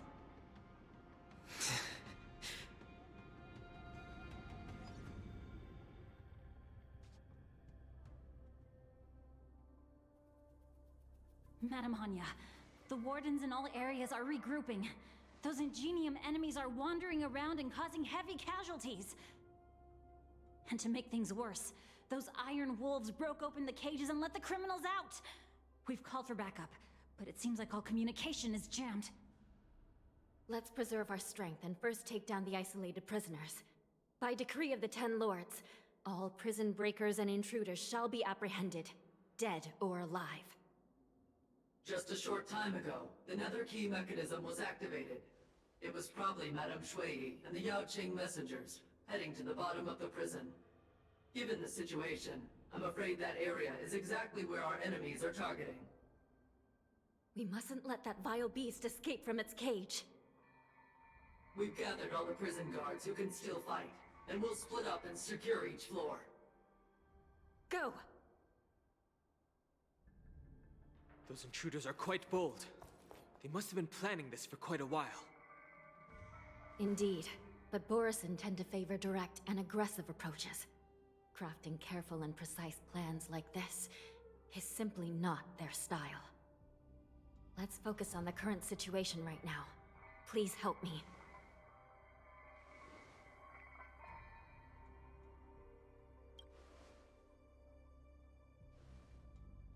What's the fastest way to the bottom of this prison, Miss Hanya? If we don't get there quickly, we'll soon be outnumbered by all the enemies inside. We'll have to bend the rules. Please, follow me. Prisoners must remain in place in a phase By decree of the Ten Lords, all prison breakers and intruders shall be apprehended, dead or alive. Yes, ma'am!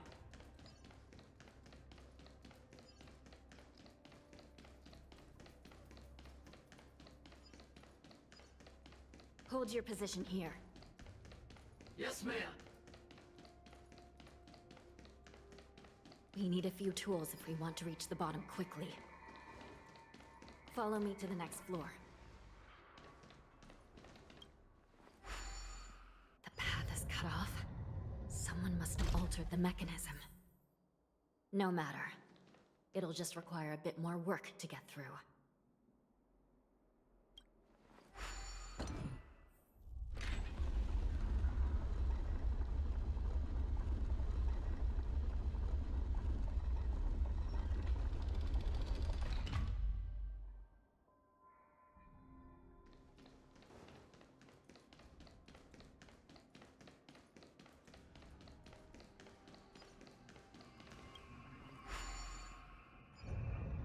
Some Spiritfarers occasionally use Ingenia from the Artisanship Commission to navigate the treacherous terrain here. Normally, using devices like the shifting screen is strictly forbidden, as they could help prisoners escape. But, given the urgency of the situation, let's just ignore the usual regulations.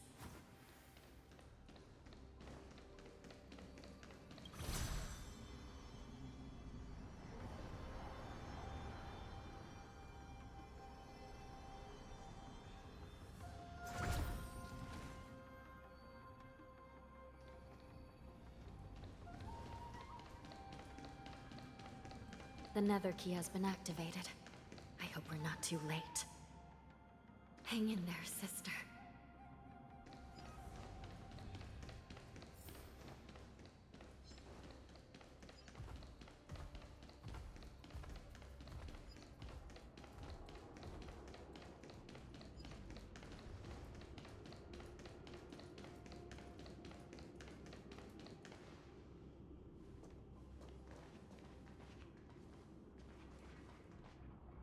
Looks like there was a fierce battle here not long ago.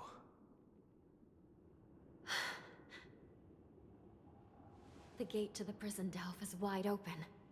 Hule has managed to break free. Where are the Yaoqing messengers?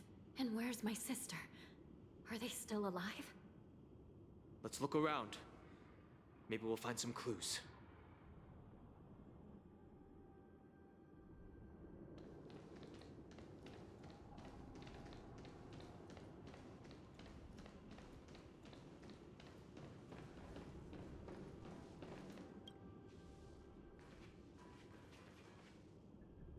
Xue is here.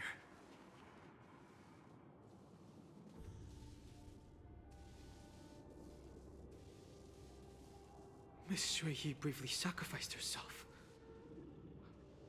My condolences, Miss Hanya. Condolences? Well, that's unnecessary. You misunderstand. Thanks to the Ten Lords' blessing, my sister turned into an Ingenium centuries ago. Dying and returning as just a soul to the Hall of Karma's document office has become a routine for her. While I'm not keen on seeing her throw away her body like it's some replaceable part, but...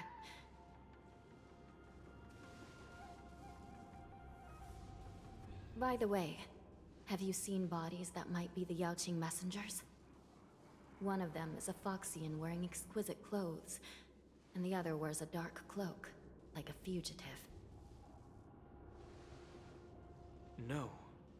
I haven't found any Foxian bodies. Only Borisin ones. So, the intruders and Hule are holding the Yaoqing messengers hostage.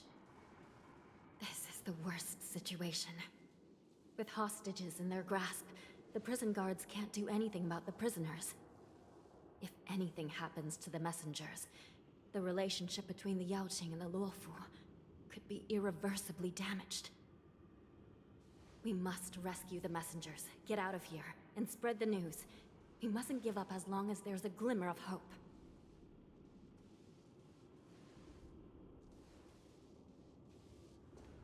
What have you found, Miss Hanya?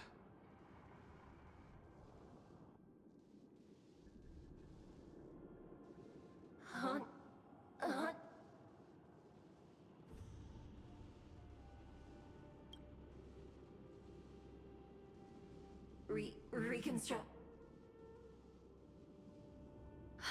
It's my sister. Looks like her soul hasn't returned to the Hall of Karma yet. At such a critical moment, her death can give us information that we can turn into an advantage.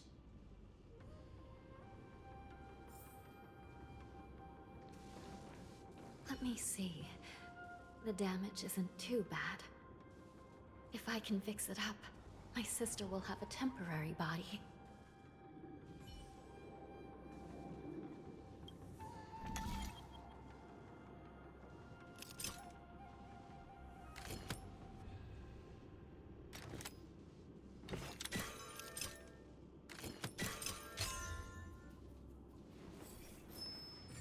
Hanya, I'm back. Welcome back, sister.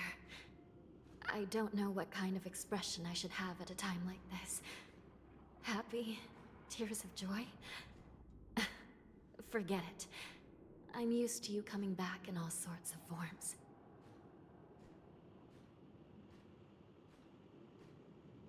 Now is not the time for jokes. This side crane can't hold all of me. Sister, what did you see when you were killed? One of the Yaoqing messengers escaped, and the other one was taken hostage and brought upwards? Besides the Borisin, there were other intruders. Invisible. Invisible intruders? What does that even mean? How many conspiracies are tangled up in this mess? Do me a favor, sister. The intruders have cut off all communication between inside and outside the prison. And now you're the only person, the only bird, who can slip out undetected. Make sure you deliver the news to the outside world. I understand. Please be careful, sister. You are different from me.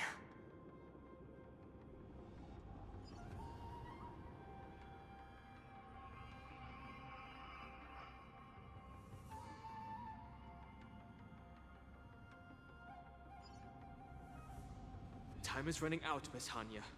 If we keep delaying, those Borisin will escape from the prison. All right. If we happen to come across that Yaoqing messenger who got away... No.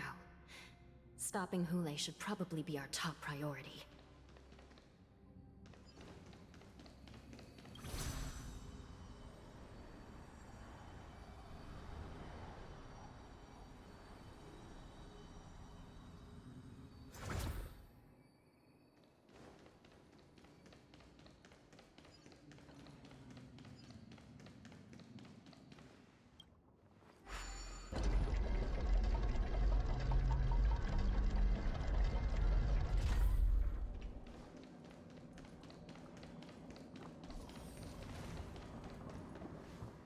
Wait! Something feels off. Something's approaching us. The invisible intruders? Watch your back! These abominations aren't prisoners from this prison. Beneath the water lies an endless abyss. The dead return! Ill tidings manifest. Relax.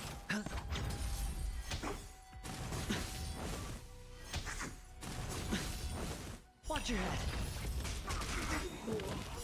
Time to say bye. Boom. The prison management on the Lawfu is truly concerning. Who are you? Aren't you looking for me? Stand still. Bust. Or maybe I'll take it off.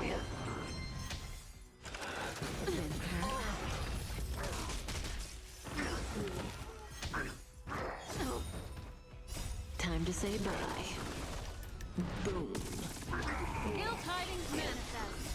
Beneath the waters lies an endless abyss. Just focus on the fight.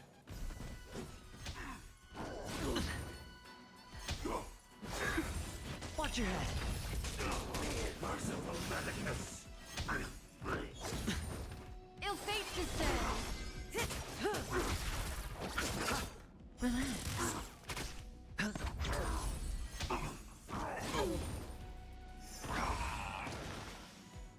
Didn't hurt. Secret of a safe.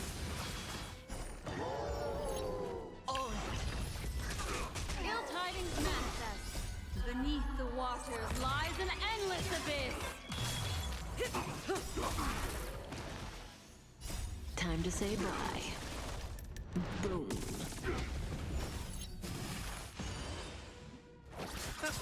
Stand still.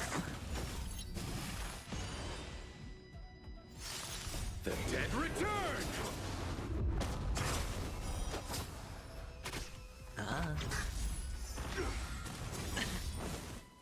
Bust. Or maybe I'll take it off. Watch your head. Ill fate descends. Relax. No dirty tricks. I underestimated you. Ill tidings manifest. A miracle. Stand still. Immortality.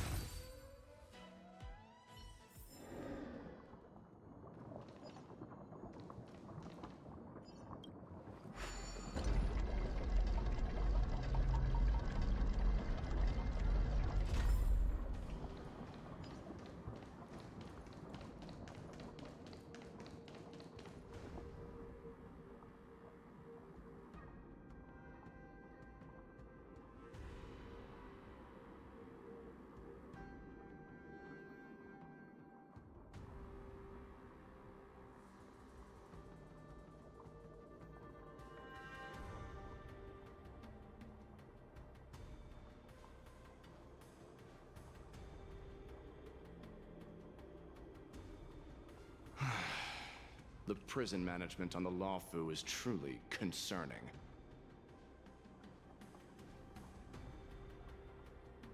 So what if I repeat it? It's the truth after all. The prison management on the Lawfu is truly concerning. At least 2 different groups of intruders infiltrated here. The Wolf Cubs and these Mara-struck soldiers.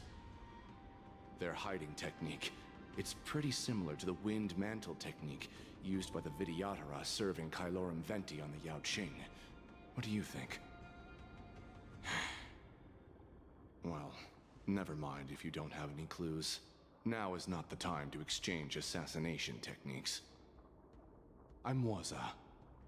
My friend fell into the clutches of that wolf. I was planning to escape and report back as quickly as possible. But now it seems... The prison on the Lawfu is a real maze, I must admit. Thank you for your help, Mr. Moza.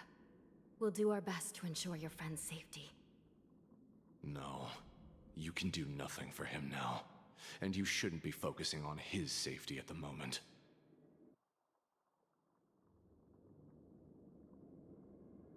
Your friend is in Hulei's clutches and you're just going to leave him behind?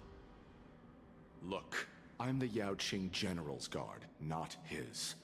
I've seen how that giant wolf fights, and there's no way. Trying to save my friend will only get us killed. I don't know how you think, but I won't throw my life away for a lost cause. Listen up. I've been tracking these fugitives, and I know their next move. They're planning to seal off the entire prison to keep the outside world in the dark.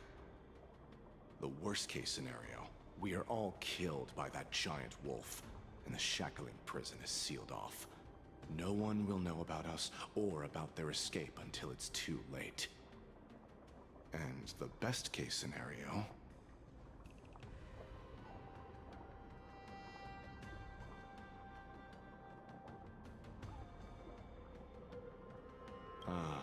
looks like we've got some clever minds here after all. The best-case scenario would be we seal the gates and trap the enemy inside with us. We can't let that monstrous wolf escape. Hopefully, someone will eventually notice that something is off and come to help. As for whether we'll still be alive by then, it's not something we should think about. You sure have a way of comforting people, Mr. Morza. As a person of the Yaoqing, I've always searched for something meaningful to give my life to. I have to make it out alive. My companions are waiting for me. As a netherworld dweller, I've already died once.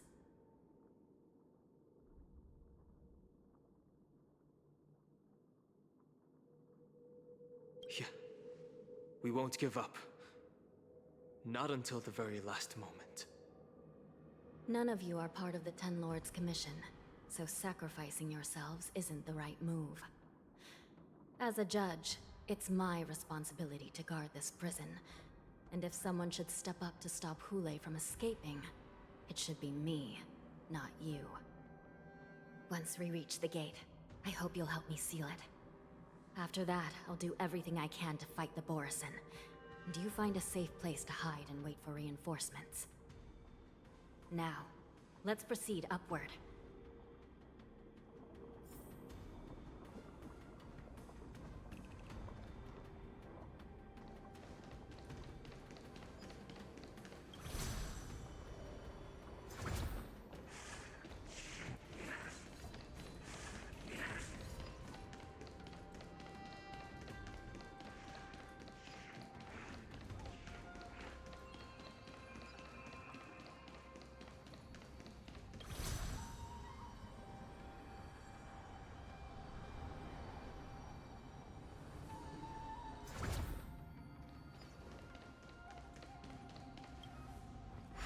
We must seal the entrance before the Borisin fugitives get out.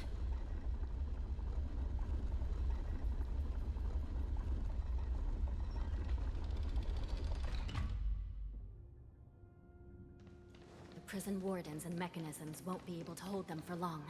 Follow me.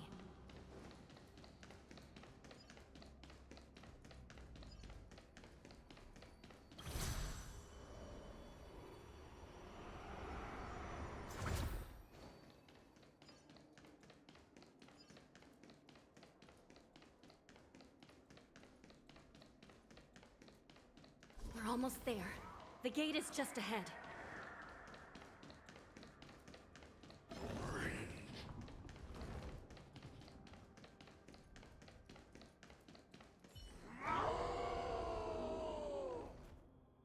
I will hold them back. Don't let Hulei escape.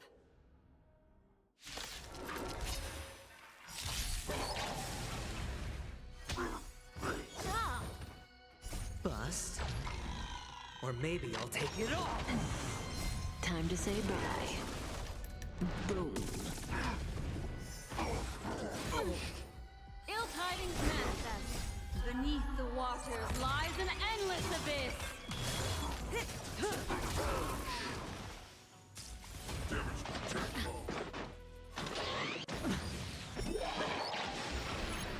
Watch your head. Stand still. The dead return! Ill fate descends!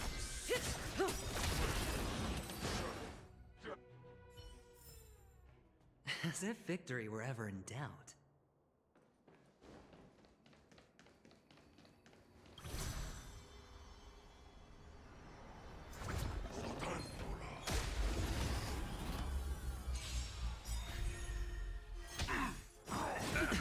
Retribution will find Time to say bye. Boom.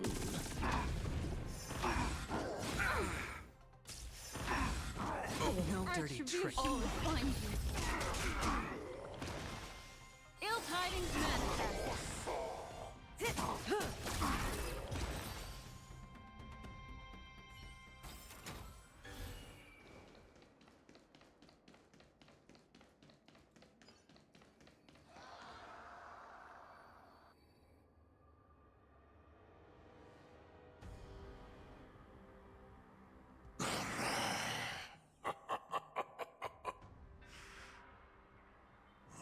This brings back such familiar memories. Memories of chasing, gnawing, and tearing. They're back. They're back. They've all come back. My lord, we're just one step away from freedom. Once we pass through the gate, no one will be able to stop us. So this hostage is useless now. Kill him, Moktok. He's getting away. Do something, Jiao. It's just like the old days, you useless loser. Just do something! Maybe this Yao Qing messenger can strike a deal in exchange for his life. He can use his status to help us escape from the Xianzhou. What do you think, Mr. Jiaozhou?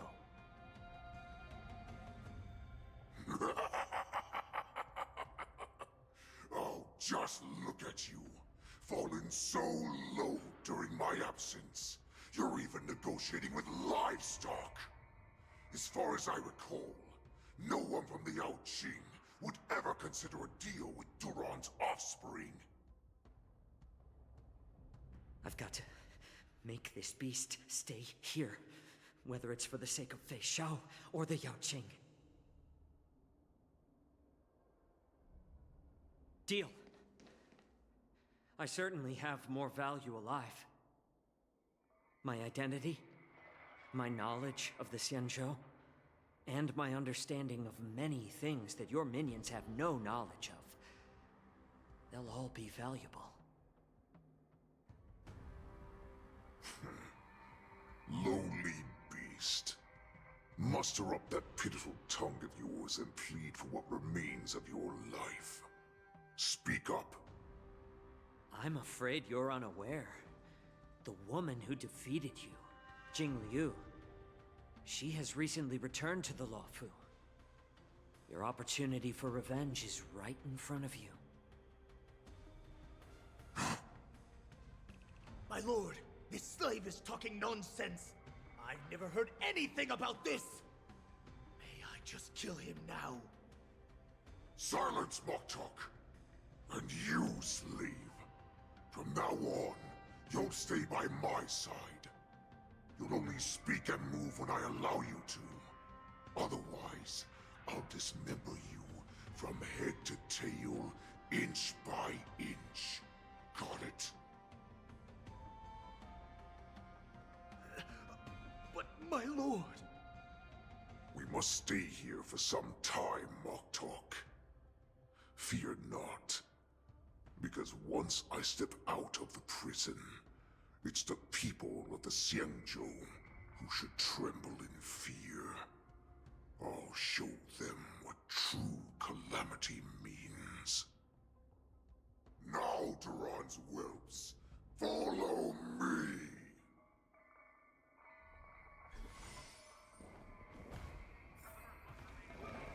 Prison guards! Stop them! Great Lord Hulai!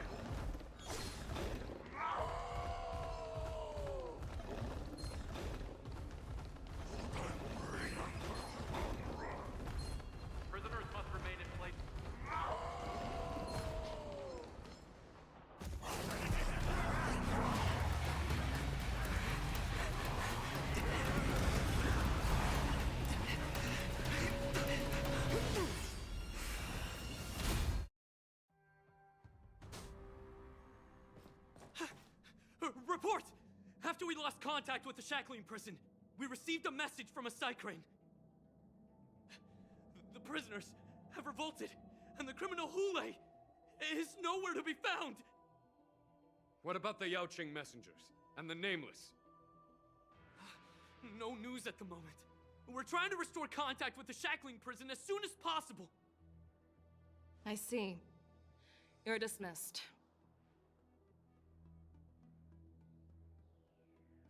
General Jing Yuan, General Hua Yan. It's just as we suspected. The rise of the Ambrosial Arbor was not the end of things, but the beginning. The hand of the Ruined Legion has already sown the seeds of destruction. From this moment on, the Xianzhou Alliance will face an even greater challenge, from both the abominations of abundance and the destruction itself. If this is what they want, I'm always up for a challenge.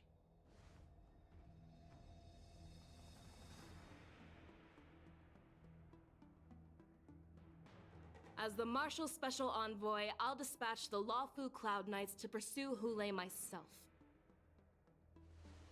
Looks like the hidden dregs have finally come to the surface. And as I said before, it's time to wash them away, once and for all.